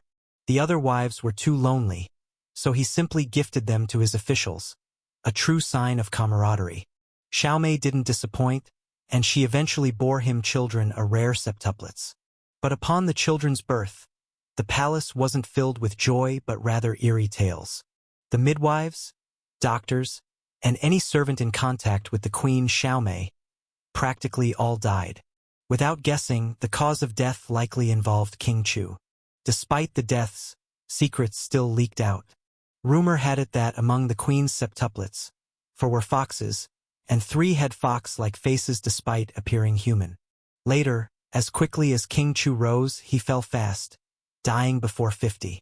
The most widespread claim was that the Queen was a fox spirit and King Chu was drained to death. After all, with King Chu dead, Queen Xiaomei was well and thrived, even more beautifully. When everyone thought Queen Xiaomei would seize power, she instead chose to accompany King Chu in death, passing the throne to King Chu's sworn brother. Thus, there was the King Chu tomb. Only, no one in the martial world truly knows where King Chu tomb is, with some even doubting its existence since King Chu's sworn brother never mentioned building a tomb for him. Couldn't be that King Chu died, and the tomb miraculously appeared, right? In truth, the tomb does exist, discovered by Rat Phase. Rat Phase is best at tomb raiding, and he stumbled into the King Chu tomb by chance. He found himself at King's tomb because he chanced upon a stunning beauty bathing at the river one day. As the leader of the 12 star signs, Rat Phase could lay with whomever he pleased. Even his cohort Peacock could sleep with a concubine, and his underlings could sleep with the Huangshan heroine. He could indulge even more elaborately. He grew tired of women, seeking instead Peacock, a beautiful man, as his lover. But that day, the beauty bathing along the river rekindled his desire. Unable to resist, he approached, but naturally, the woman panicked, fleeing without caring for her clothes. Thus, she fled. He pursued, and she found herself cornered. To Rat Phase's surprise, this woman indeed escaped before his eyes. He lost sight of her amidst the grass sea, even losing her scent. His nose was sharper than a weasel's, and her fragrance so pronounced that he should have sniffed it out even in skinless form. Yet he truly lost her trail. Wei Wuxing stomped his foot in frustration, only to discover a tomb beneath. As a grandmaster among tomb raiders, with a mere stomp, he could discern the subterranean layout. Coupled with the unique soil, Rat Phase confirmed there was a tomb. It was a beautiful butterfly tomb. Though losing the beauty, Rat Phase felt fortunate finding the exquisite butterfly tomb. Compared to the beauty, he truly loved tombs more. Thus, Rat Phase naturally explored the tomb, finding it was King Chu tomb. Upon learning King Chu's story, he suspected the beauty he lost was likely the fox spirit or her descendant buried in the tomb. Rat Phase deeply remembered the event, annotating the map clearly, offering Duan Yun and the Murong brothers clearer directions. On the road, Murong brothers studied, spiritedly commenting, "Goodness, there's a fox spirit too. Also, what's this butterfly tomb like? Why did this crazy rat write love at first sight, like a pervert?" It seems the Murong brothers were very intrigued by the fox spirit and butterfly tomb, momentarily forgetting about the netherworld. Duan Yun retorted, "Wei Wuxing is a pervert. Liking butterfly-shaped tombs is understandable, Given people have fetishes, he happens to love tombs. Feels like you're similar. Murong brothers contemplated. A fetish? Then you have it too. Duan Yun confusedly asked. Me? You fancy Shining Fonglinger wearing those semi-transparent stockings. By the way, your Dharma image too. Duan Yun, I. From Yun State to Qingzhou, it's a difficult and dangerous journey for ordinary people. It's truly a high mountain and distant road with bandits at every turn. Even if you don't encounter deadly beasts, the mere bandits lying in wait in the forest can easily take your life. But for Duan Yun and Murong, it's a heroic journey full of eating, drinking, and slashing. Those bandits are simply evil demons sent their way, and after cutting them down and looting their corpses, they can still swagger into town. They stay at the finest inns and drink the most expensive wine, all thanks to the sponsorship of these old comrades. Yet there are times during their journey when they have to spend a little, such as encountering a group of frail bandits. The leader is tall but as thin as a stick, and his brothers are wielding hoes and wooden sticks, with sallow faces. Crucially, among them are old men and women, and 2 women are holding babies in swaddling clothes. It's their first time encountering such frail and pathetic robbers. When Murong punched and broke a tree, this group of bandits was so scared they almost wet themselves. Wanting to flee but unable to escape young hero Murong's grasp. Whoops! Young hero Murong's coverage. After cornering the group, Murong learns that they were originally farmers from Pingsong City. They owned fields back then, but 2 factions fought, their young master was killed, the rented field was taken back, and their previous food supply was robbed by the new faction. With nothing to survive on, they decided to head to Yun State. It is said that there are fields there, plus you don't have to pay taxes for farming. Not paying taxes while farming sounds more absurd than a ghost story. Even scarier, but with nothing left, they decided to take a gamble. On the way, they ran out of money and food, unable to continue, and had to turn to banditry. Finally encountering Duan Yun and Murong, who were only 2 people, they turned out to be experts.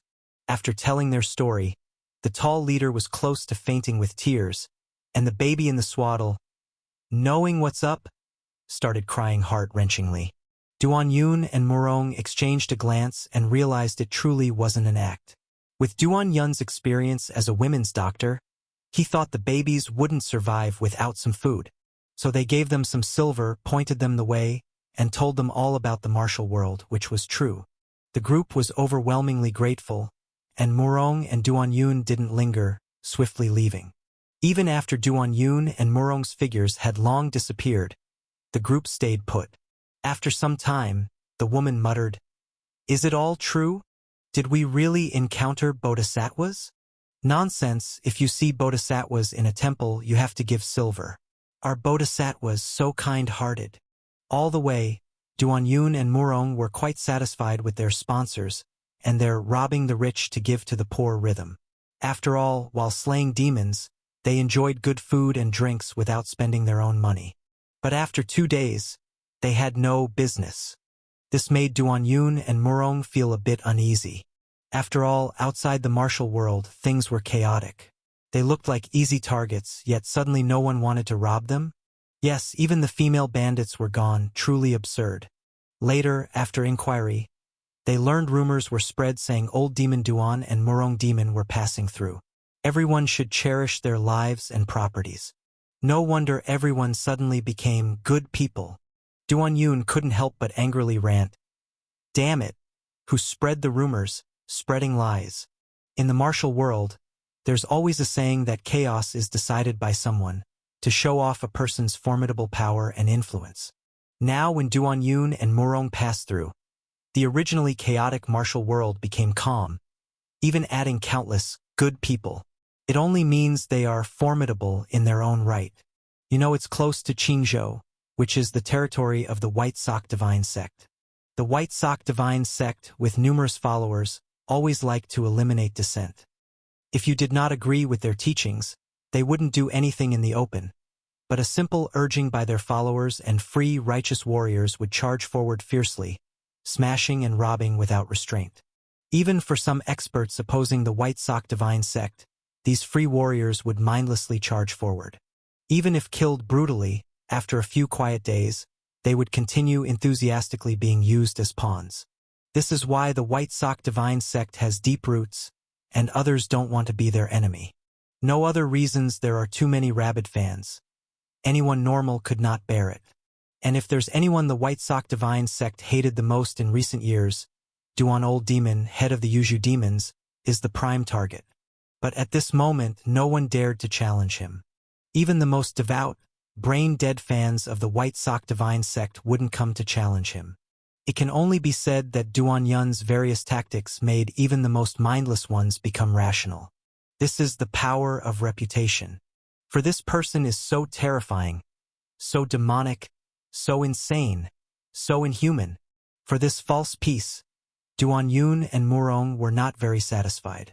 Feeling down, they slurped 5 bowls of snail noodles to cheer themselves up. Once the noodles were slurped, their moods lifted. How can one not slurp noodles? Since no one came to stir up trouble, they enjoyed the leisure. After all, what they should be focusing on now is finding the tomb. The rat phases map was drawn rather simply. After all, compared to that dead rat, they weren't as professional and couldn't quite keep up with his specialized tomb raiding pace. Moreover, the place was indeed mysterious, and since they weren't locals, it would take some time to explore. If there was any point on the map, it would be Yunni Village. Yunni Village, one of the many insignificant villages in Qingzhou.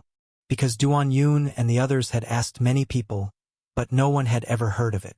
This made Duan Yun suspect for a moment that these people were deliberately not giving directions.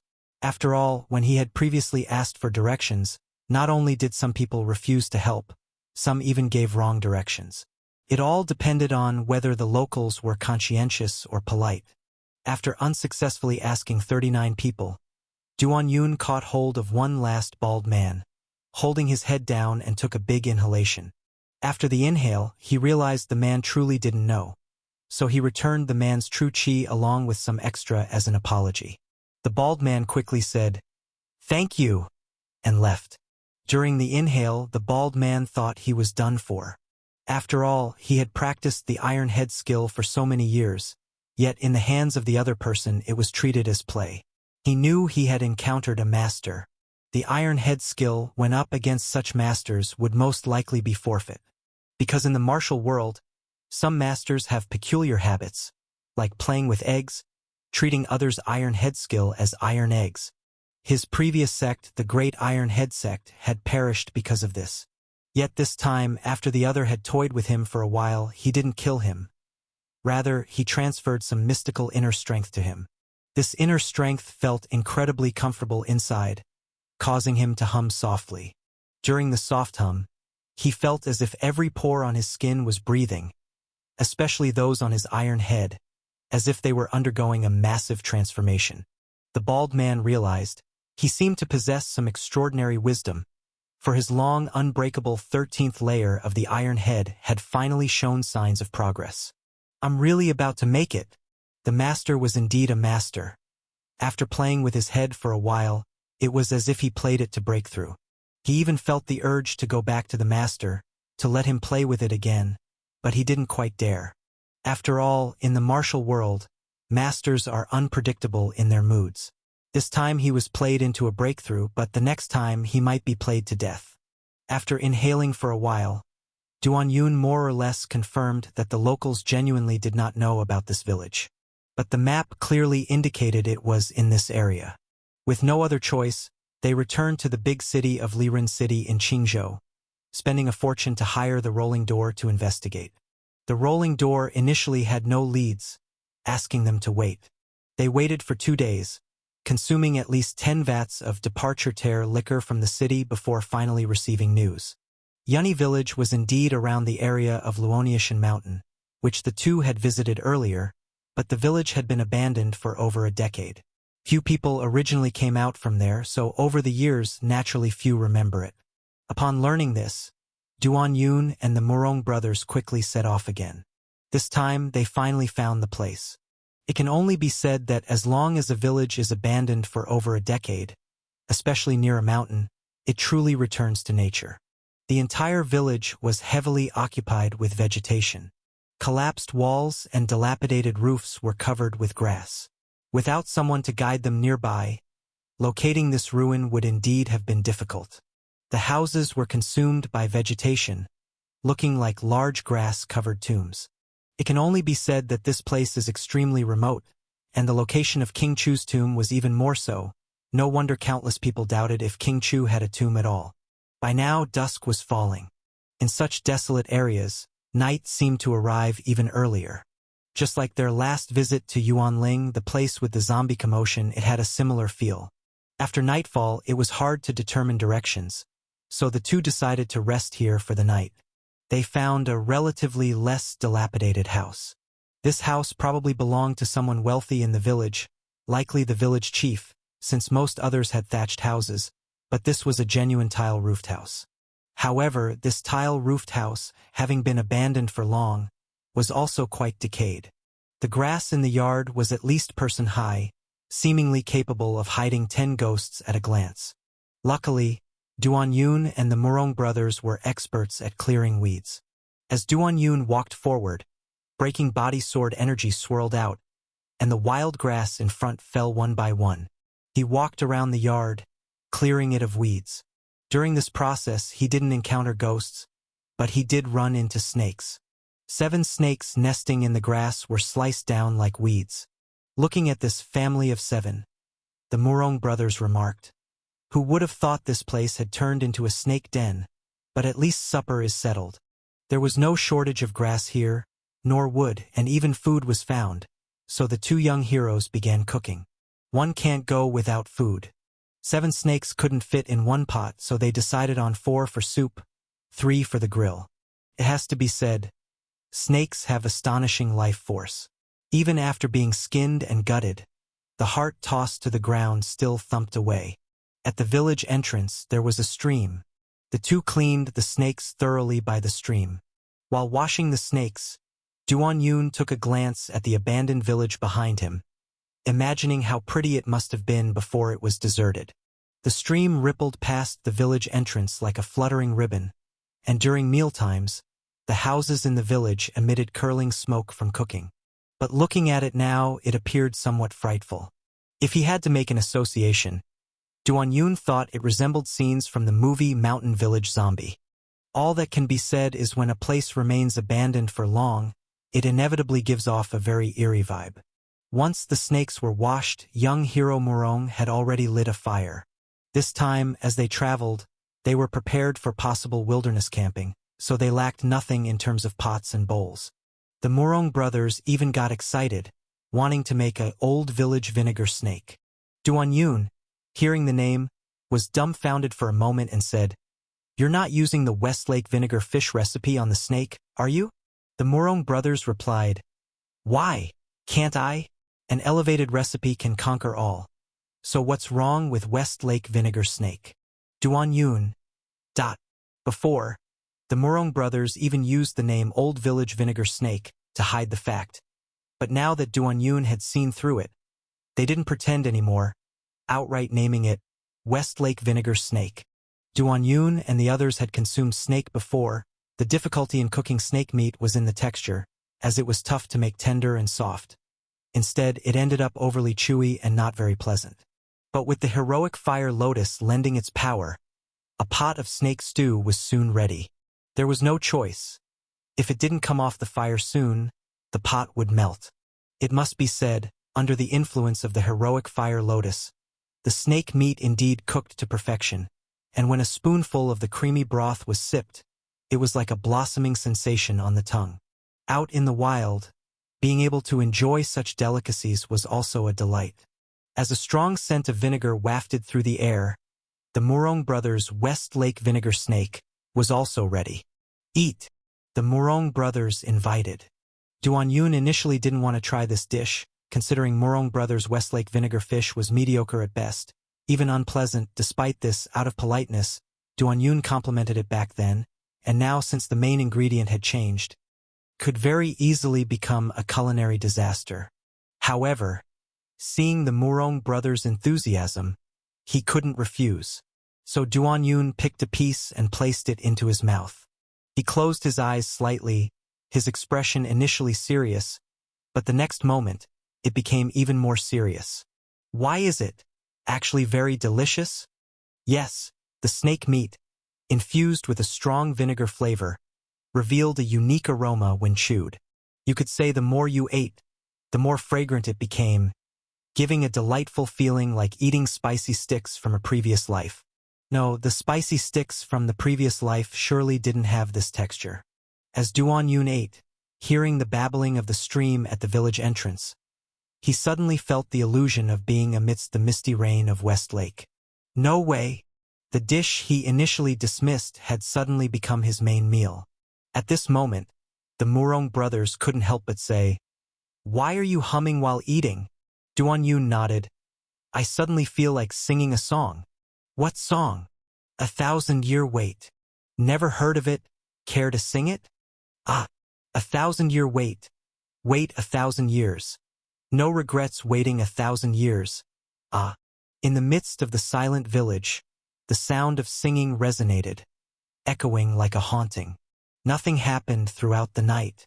It just goes to show that many things in this world are low-probability events, like this village that looked quite haunted, but wasn't. Murong brothers were even a bit disappointed that it wasn't haunted. During this period, they've been holding back a lot of energy. Anyway, since there were no ghosts here, he could give all his accumulated savings to the ghost mother and her beautiful ghosts as a payback for the grudge of stealing from home. Under the eaves of this small courtyard, there was still a grinding platform, presumably used by the previous occupants to grind beans. Murong brothers curiously grasped the wooden handle and wanted to push it, but as soon as he heard a crack, the entire handle broke, with the wood at the breaking point forming fine splinters, like silk threads. It can only be said that this thing was decayed severely, only the outside maintained a bit of its original form. Due to eating too much snake meat last night, there was naturally no need for breakfast today, so the two young heroes had already started doing their serious business. Wei Wuxing's way of marking ancient tombs was using the dragon-seeking technique, which Duan Yun didn't quite understand, but before setting off, Ziyu had already translated it for him once. This meant looking north from the east of Yunni village. The mountains form a river shape, and King Chu's tomb is in the middle stroke of that river. By this time, the sun had risen, and there was some hazy mist between the mountains and forests, slightly affecting the view. But this wasn't a problem for Duan Yun with his room pupil technique. Duan Yun's gaze sank, and his sharp eyes pierced through the mist, looking into the distance. Standing here after parting the clouds and mist, the view was relatively open. Below the mountain was a winding river under the dawning sky. The river water was actually blue like jade, reminiscent of a beautiful jade belt. Honestly, such a river reminded Duan Yun of Ju's Hegu from his past life, especially since the river was surrounded by a sea of grass swaying in the wind. The feeling was even more similar. We can only say this world is chaotic and absurd. It's either kill or that, and relieving oneself everywhere was just commonplace. In Wangchun City, Duan Yun and others spent quite the effort to get people to develop the habit of using toilets and avoiding streaking. But in this relatively primitive world, it's also easy to find beautiful scenery. Just like now, the scenery was pleasing and refreshing. Duan Yun, while admiring the landscape, began to search for the river character. After a cup of tea's worth of time, he really found it. It should be the 3 ravines in the sea of grass, initially not very clear because of the wild grass covering them. At this moment, a breeze blew, exposing a dark black bottom, resembling 3 clear wounds. "Let's go." Duan Yun snapped his fingers, leaped, and jumped off the cliff. The Murong brothers, seeing this, followed closely behind. One might even think the 2 men were attempting a love suicide. Falling, quickly falling. This sense of acceleration from leaping off a cliff was truly exciting. Even though Duan Yun was capable of flying, this acceleration still thrilled his instincts. This time, he planned to test the strength of his physical body. So he didn't use any movement techniques to slow down, merely circulated his protective true qi. By this time, the Murong brothers were already about to slow down, but seeing Duan Yun not slowing down, he didn't either, because he had already realized Duan Yun's intent. As a fellow young hero of Yuju Manor, how could he, young hero Murong, be outdone? If Duan Yun can do it, so can I. This young hero was once a man who chopped down trees with his crotch. Boom! Two loud explosions were heard in succession. The ground suddenly had two big pits, mud and rocks splashing everywhere. Duan Yun crawled out of the pit, shook the mud off his hair and out of his ears, and shook his feet again. He could completely withstand this height, just feeling a little numb in the feet. He couldn't help but look towards the Morong brothers who were still in the pit and asked, "What are you doing?" "Not coming out yet." The Morong brothers replied calmly, "Just suddenly felt like taking a piss." Saying that, he calmly unzipped his pants and started to urinate. It should be noted his legs were stuck in the mud, almost level with his crotch. So in Duan Yun's eyes, he seemed like a bird perched on mud urinating. He couldn't help but say, "Why don't you just come out a bit more? Then pee." The Morong brothers explained, "I like being down to earth." Duan Yun was momentarily speechless. So being down to earth means being perched on the ground, right? That actually seems to make sense. Duan Yun squatted on the ground and said, "Brother, are you done yet?" The Morong brothers shook his body and said, "I've got a lot of pee, you need to wait a bit." He said this with such nonchalance, but in his heart, he was screaming, "Damn legs, move for me." Indeed, his feet were so numb now that it felt like every muscle in his legs was calling out for its mother, unable to move. Trying to move took a bit more time, but being out and about as a fellow young hero face is self-given. Jumping down the same cliff, one fine, one leg numb, if this were exposed, wouldn't the difference be obvious? Young hero Morong doesn't need to save face. Thus, while the Morong brothers forced true chi to flush through his legs, he persisted in urinating. The rest of the pee was forced out by him. The Morong brothers strongly suspected that if he continued to pee like this, he might even pee blood. But outside, face is self-given. After some time, Duan Yun yawned and said, "How much longer will you take?" "Almost done. Almost done. Didn't I say, I've got a lot of pee, you have to wait a bit." Duan Yun blinked and actually detected a hint of rap in the Morong brothers' response. He waited for a while more, nearly falling asleep, when he heard a pop, and Morong emerged, having pulled up his pants. At this moment, his legs finally started moving. Duan Yun couldn't help but marvel at Morong's extraordinary talent, taking a piss longer than a person's bowel movement. On the road afterward, Morong drank water whenever he encountered a river, like a cattle drinking. No choice, he urinated so much he needed to replenish. Afterwards, the two seemed to be walking in a painting. Blue rivers, yellow and white grass, with only those two elements, yet breathtakingly beautiful. Duan Yun and Morong both felt an urge to sit cross-legged and start meditating, practicing immortality. It's clear King Chu knew how to pick a place. As Duan Yun walked, he would step on his right foot with his left to fly up and confirm the exact location. Standing high, the river character doesn't look far, but actually walking it feels like running yourself to death. After confirming the position 3 times, Duan Yun and Morong finally reached the middle of the river character. Here, the blue river water was behind them, and only wild grass remained. The grass was taller than a person, and the ground was covered in black mud, with ugly toads occasionally springing out, initially picturesque scenery now seeming unsightly. Duan Yun even thought there might be crocodiles in the mud. Arriving here, the terrain began to slope down, and the center of the river character turned into a downward valley. The valley initially wasn't wide, accommodating only 2 people, but after descending a distance, it could fit 4 carriages side by side. Morong suddenly said, "Someone." Duan Yun followed his gaze and indeed saw a silhouette among the wild grass. Meeting a person here is probably as likely as encountering a ghost. The two went over to find a human-shaped statue. The statue was of a woman. The woman's statue appeared plain at first glance, but as Duan Yun and Morong's gaze shifted downward, they couldn't help but click their tongues in amazement, because the woman had 4 breasts. They were arranged in a row across her chest, which should seem bizarre. Yet Duan Yun and Morong felt it looked natural, like it was necessary. Morong exclaimed, This woman must have been reincarnated from a So demon. Odd though the statue was, it reassured them. Having found traces of human presence, it indicated they were on the right track. The two continued forward and noticed stone slabs on the ground. Though these slabs had long been overtaken and covered by wild grass, appearing dilapidated. A place initially dense with grass gradually presented trees. All were pine and cypress, lush and green. Honestly, these trees usually evoke a solemn feeling.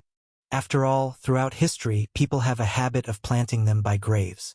Ahead, a massive pine stood scorched, apparently struck by lightning, leaving only remains. The two circled around the pine. Duan Yun couldn't help but say, "Here we are." At the end of the road, a door appeared. This door should have been hidden, yet was suddenly in plain view, because there were burn marks all around here.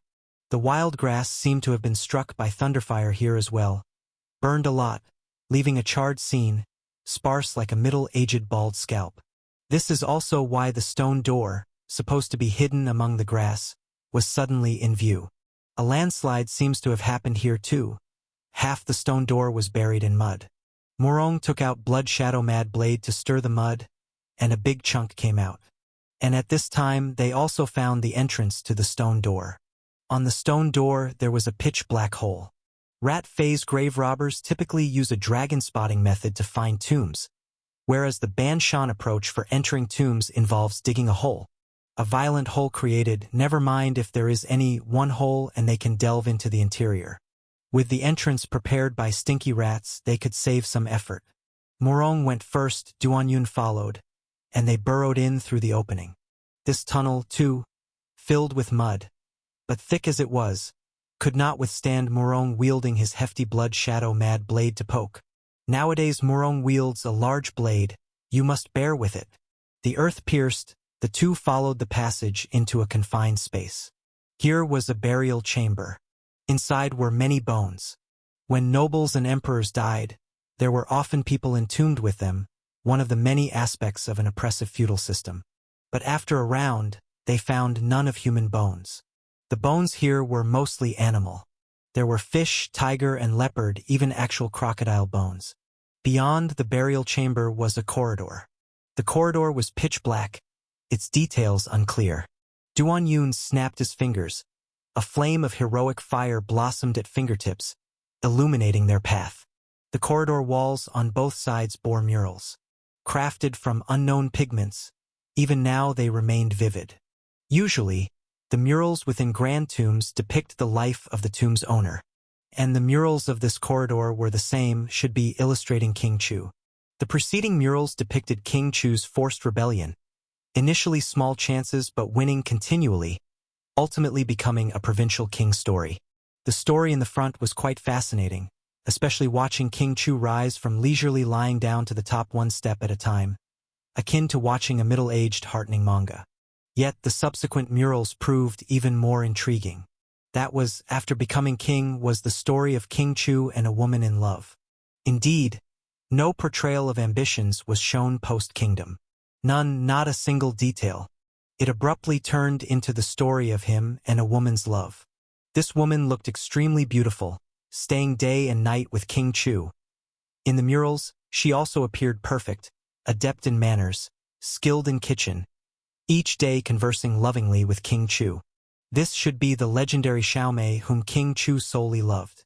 Duan Yun felt King Chu must have been possessed by Qiangyao, suddenly from blood-pumping conquest manga transforming into a romance story in death. The murals detail rich in depicting their love. By the end, Duan Yun and Morong's eyes were wide open, even somewhat glowing. If initially the love story was akin to romance drama level, now it escalated into restricted. Because it depicted King Chu and Xiaomei's various affectionate details and postures.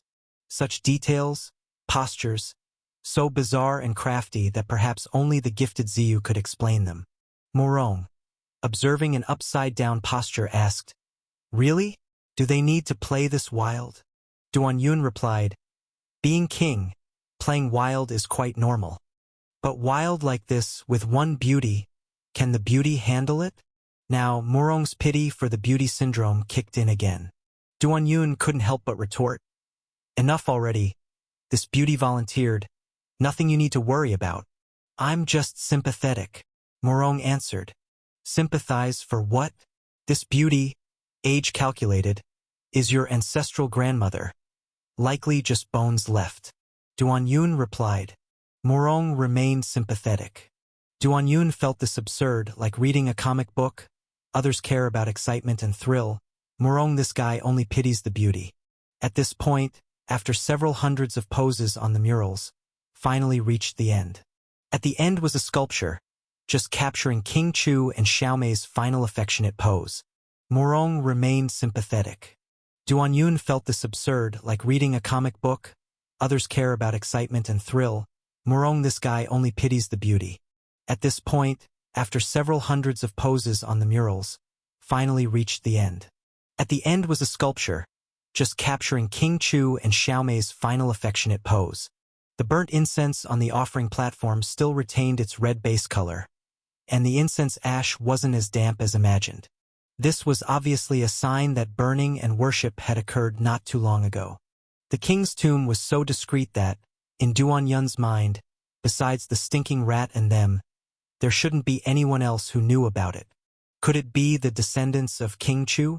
However, if King Chu's descendants already knew about the king's tomb, then is there really a king's tomb? Wouldn't remain an unknown mystery in the martial world. At this moment, the Murong brothers were still fixated on those two statues. No, to be precise, on the female figure. So pretty. I like it so much. I really want to try this pose with her, the Murong brothers said, eyes wide. Duan Yun couldn't help but mock. Seriously? You can get all worked up over a statue? The Murong brothers, snapped back to clarity by the comment, said, I don't know why. I just can't help it. Duan Yun continued to tease. What happened to your iron-willed young hero spirit? The Murong brothers flexed their muscles and said, It's here. At this point, he managed to stop himself from staring at the statue. But in his mind, scenes from the wall painting kept flashing back, and it was as if he had become King Chu, engaging in a sweet romance with the girl called Xiaomei, trying various hot poses that pushed the limits of the human body, diving deeper and deeper until he became the true King Chu. Hey! Duan Yun suddenly pushed Murong brothers' shoulders, snapping them out of their fantasy.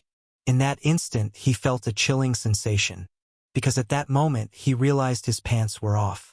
Had he been doing something strange just now? The Murong brothers' immediate reaction was haunted. There must be something wrong with the wall painting and statues. They had captivated him so intensely. If Duan Yun hadn't woken him up just now, he might have been posing endlessly. Something's off here. Before the Murong brothers could speak, Duan Yun signaled him to stay quiet. Unknown when, a faint candlelight had ignited in the southeast corner of the place. A red candle flickered with a dim flame over there. The Murong brothers and Duan Yun moved closer but found no trace of people. This candle. They had noticed the candle before, assuming it was placed by the dead rat, because some grave robbers like to ignite lights in the southeast corner. If the light didn't extinguish, all would be well, but if it went out, it was called ghost lantern, indicating possible trouble. But now, it wasn't ghost lantern, but rather ghost lighting the candle? The Murong brothers hurriedly recounted their experience of turning color, becoming King Chu, feeling increasingly scared of this wicked place. This candle managed to ignite silently under the noses of skilled experts. Saying it wasn't a ghost was a lie. Suddenly, the Murong brothers mumbled in a daze. Look at her face. Duan Yun hurriedly followed the Murong brothers' gaze to the wall painting, discovering the woman's face had completely altered. In these wall paintings, she had at least 208 poses, which meant 208 faces drawn on them. The expressions on these faces were originally varied. Some happy, some joyful, some laughing, more crying, even with tears of happiness and tears of decadence. Yet now, the woman's face only had one expression. Smile. She was smiling at Duan Yun and the others, but the smile looked as if a hand inside her face was pulling her skin, appearing particularly fake, making one uncomfortable. Ghost in the painting. This place is really haunted, the Murong brothers muttered. Apart from the ghost in the painting, he couldn't find other explanations for what was happening before them. Duan Yun, somewhat more science-oriented, approached the wall painting to get a closer look. Inevitably, during the approach, he felt as though the woman in the painting was watching him. At this point, he had reached the wall painting. He bent his head, about to observe the fake smiling face intently. But almost simultaneously, the candle extinguished. Ghost lantern. Wow! A scream pierced the air, causing Duan Yun's righteous heart to shiver. Almost at the same time, a hand protruded from the wall painting, or more precisely, a sharp finger aimed directly at Duan Yun's right eye. From such close proximity, such abrupt action, Duan Yun's emotions wavered, attempting to completely evade, but it was too late. He could only shift his head horizontally by an inch. An inch, there lay his brow. With a snap sound, the hand stopped there. Duan Yun furrowed his brow and clamped onto the finger. Heart-to-heart clasp, famed for clamping anything across the world. And Duan Yun had continuously developed it until it reached a level where he could clamp objects anywhere on his body if the size was right. Like now, he furrowed his brow and clamped onto the finger. Luckily, the finger was thin. Otherwise, clamping it might have required breaking the skin. Duan Yun had to admit, the force behind this finger was extraordinary, capable of piercing even an elephant's body, and on his body, it would surely cause injuries of a skin-breaking magnitude. Fortunately, he had clamped it. Everything happened so fast and unexpectedly. Even Murong brothers, the old riverside, paused for a moment. Just then, Duan Yun signaled to him with his eyes. Murong brothers immediately reacted, hurriedly reaching out to pull the finger. What is meant by pulling out a carrot with mud attached. With a snap, the finger was pulled out, revealing just a single finger. A white, jade-like finger with skin like white jade without much flesh, just skin wrapping around bone.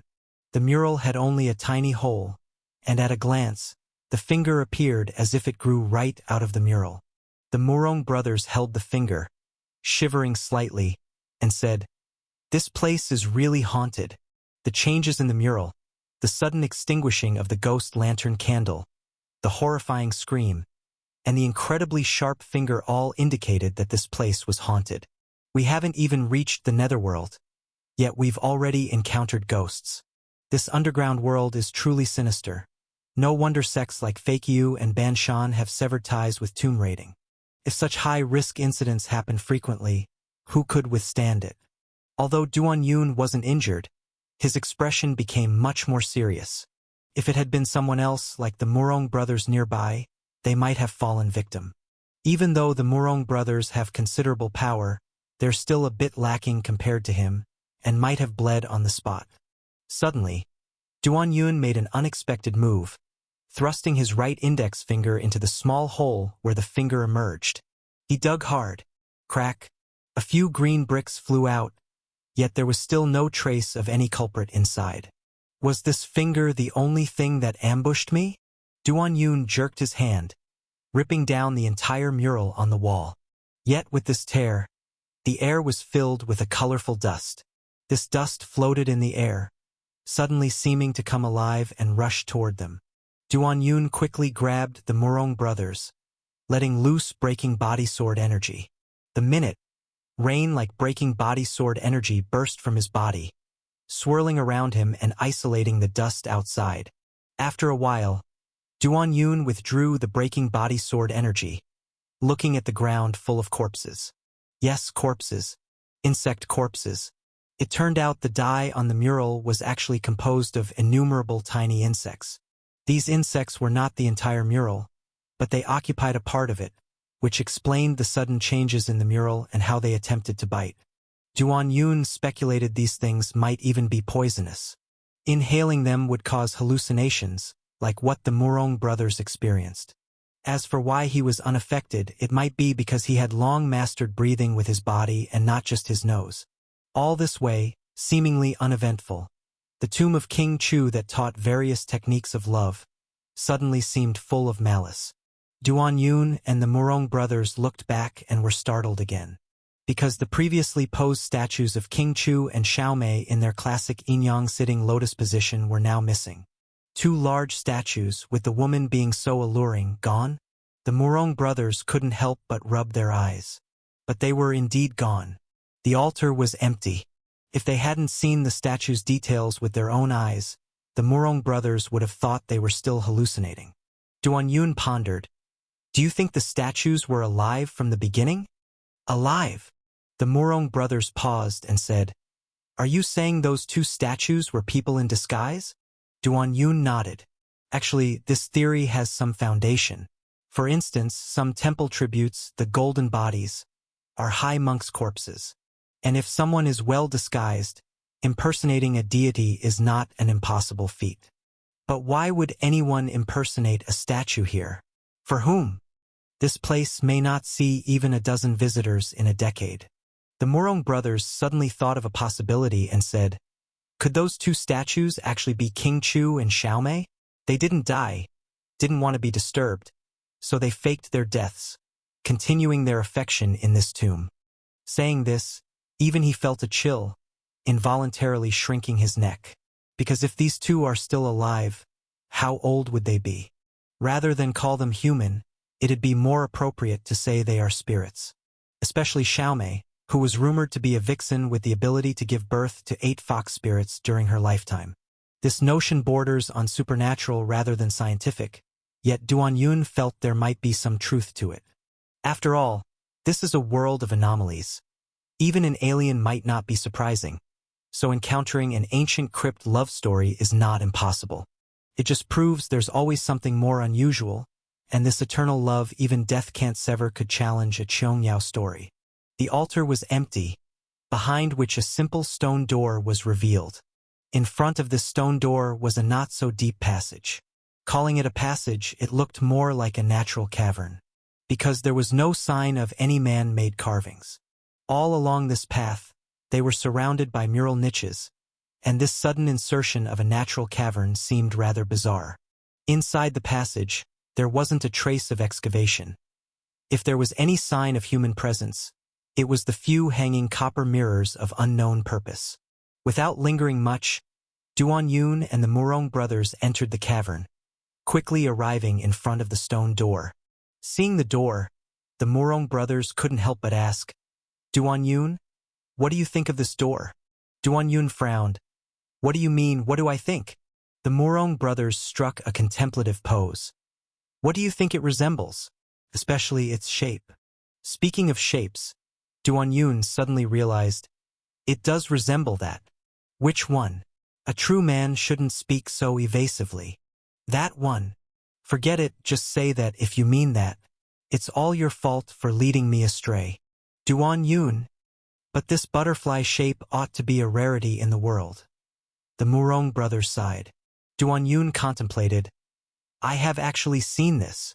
The Murong brothers gasped. How could you have seen it at your age?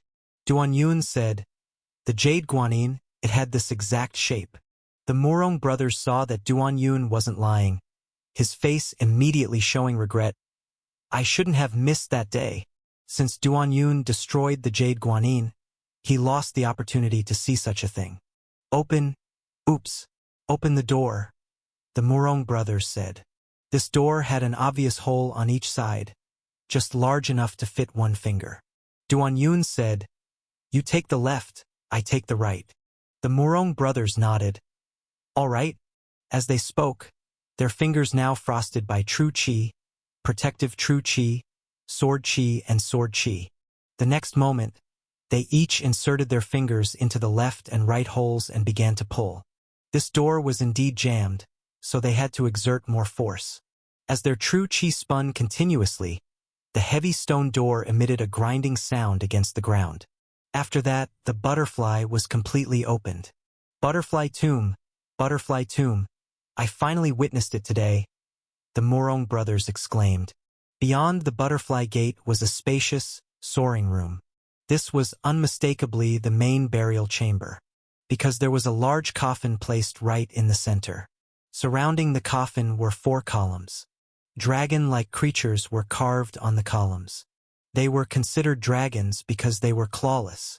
Duan Yun and the Murong brothers approached and discovered the coffin was made of some black metal. The coffin appeared very ancient, even somewhat rough due to the absence of any ornamentation, because there was a large coffin placed right in the center. Surrounding the coffin were 4 columns. Dragon-like creatures were carved on the columns.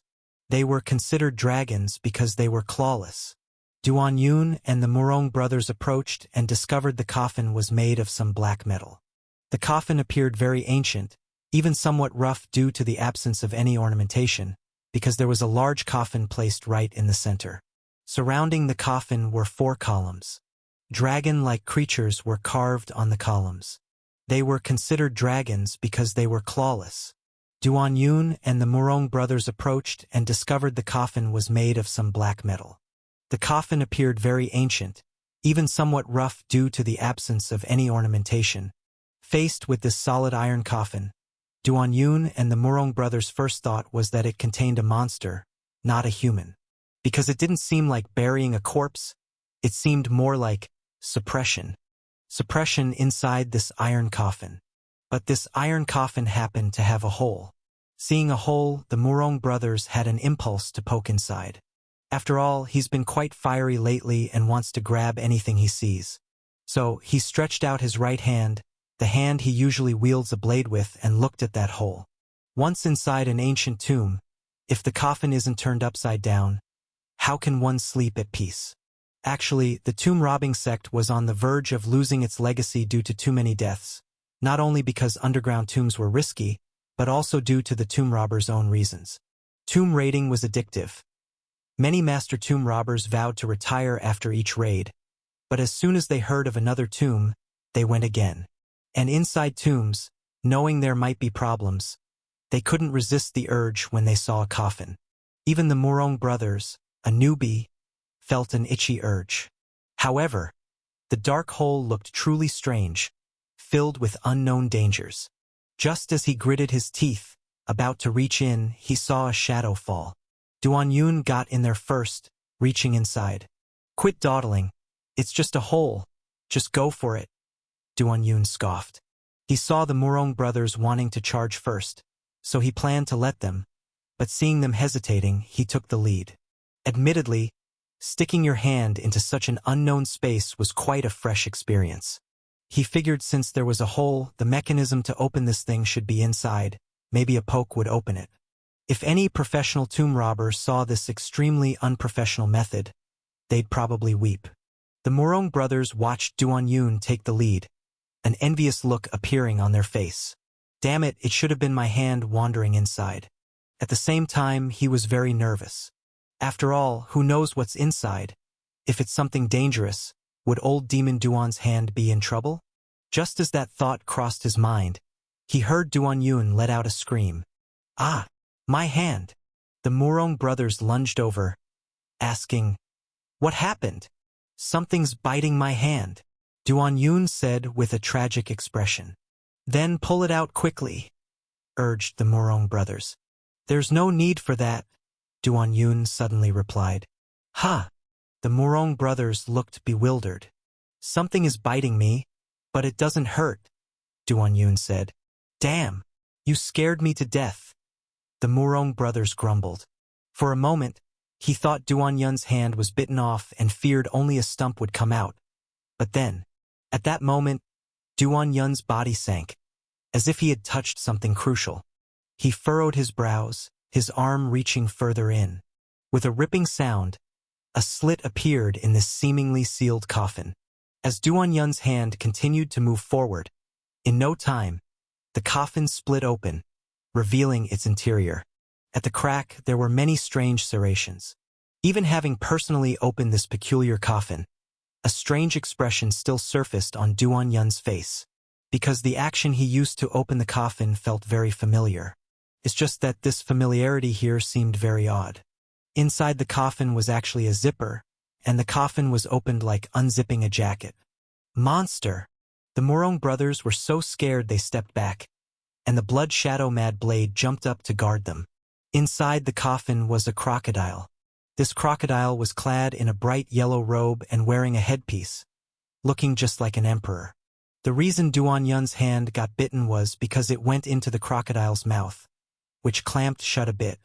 Duan Yun did consider the possibility of monsters being inside the iron coffin, all sorts of monsters, but he never imagined it would be a crocodile.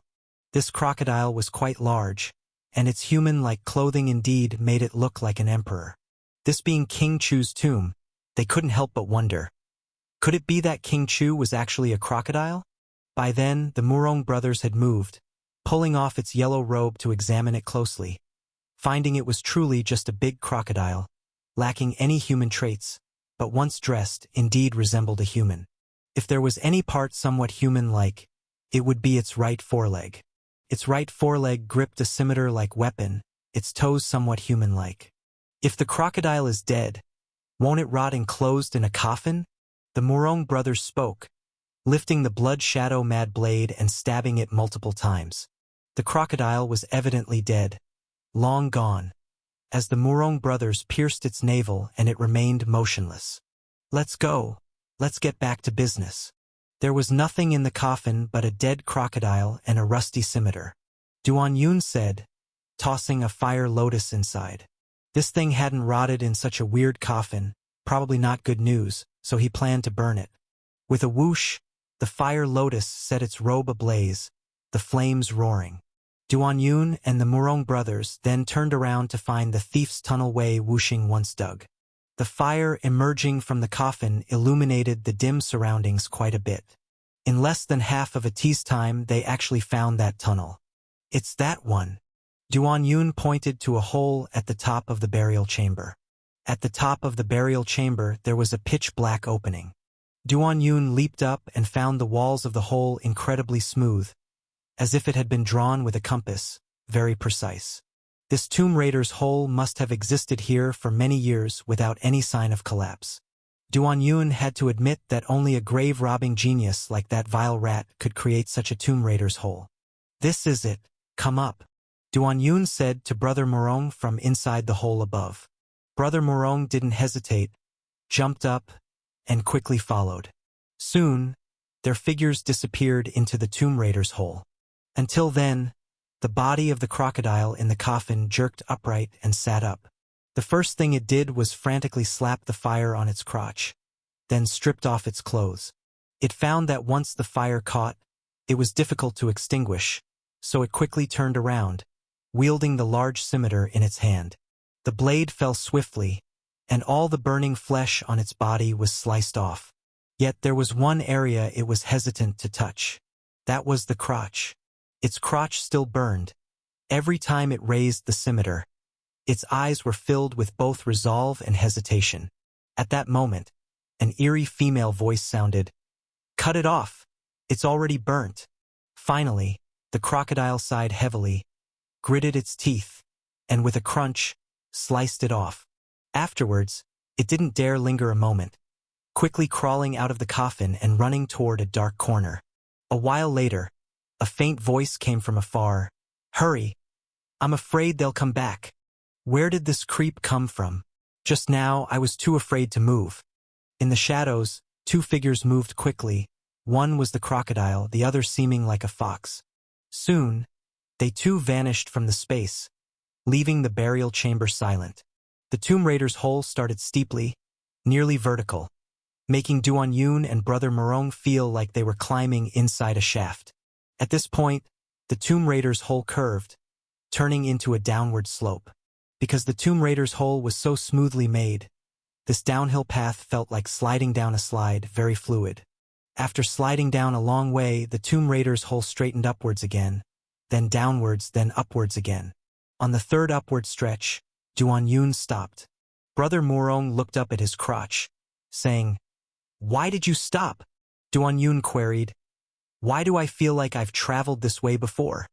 Brother Murong shared a similar feeling, saying, "This Tomb Raider's path is monotonous. I can't quite tell the difference. Since entering this Tomb Raider's hole, they've been moving up and down, almost feeling like a haunting maze." With a swish, Duan Yun scratched a deep mark on the tunnel wall and continued climbing. After reaching the end, it was another downhill slide, and they continued to glide downward. During this descent, they no longer felt the initial thrill, because both were somewhat worried, fearing a haunting maze-like situation. Sure enough, after the slide, it was yet another upward hole. Duanyun climbed swiftly, ascending over 100 steps before stopping, asking, "Did you see that mark from earlier?" Brother Morong shook his head, saying, "No." This pretty much confirmed they weren't looping, but continuously traversing different tunnels. Though it wasn't a haunting maze, a peculiar feeling lingered in both of their hearts. What was that vile rat thinking, and why did he make the tunnel so repetitively?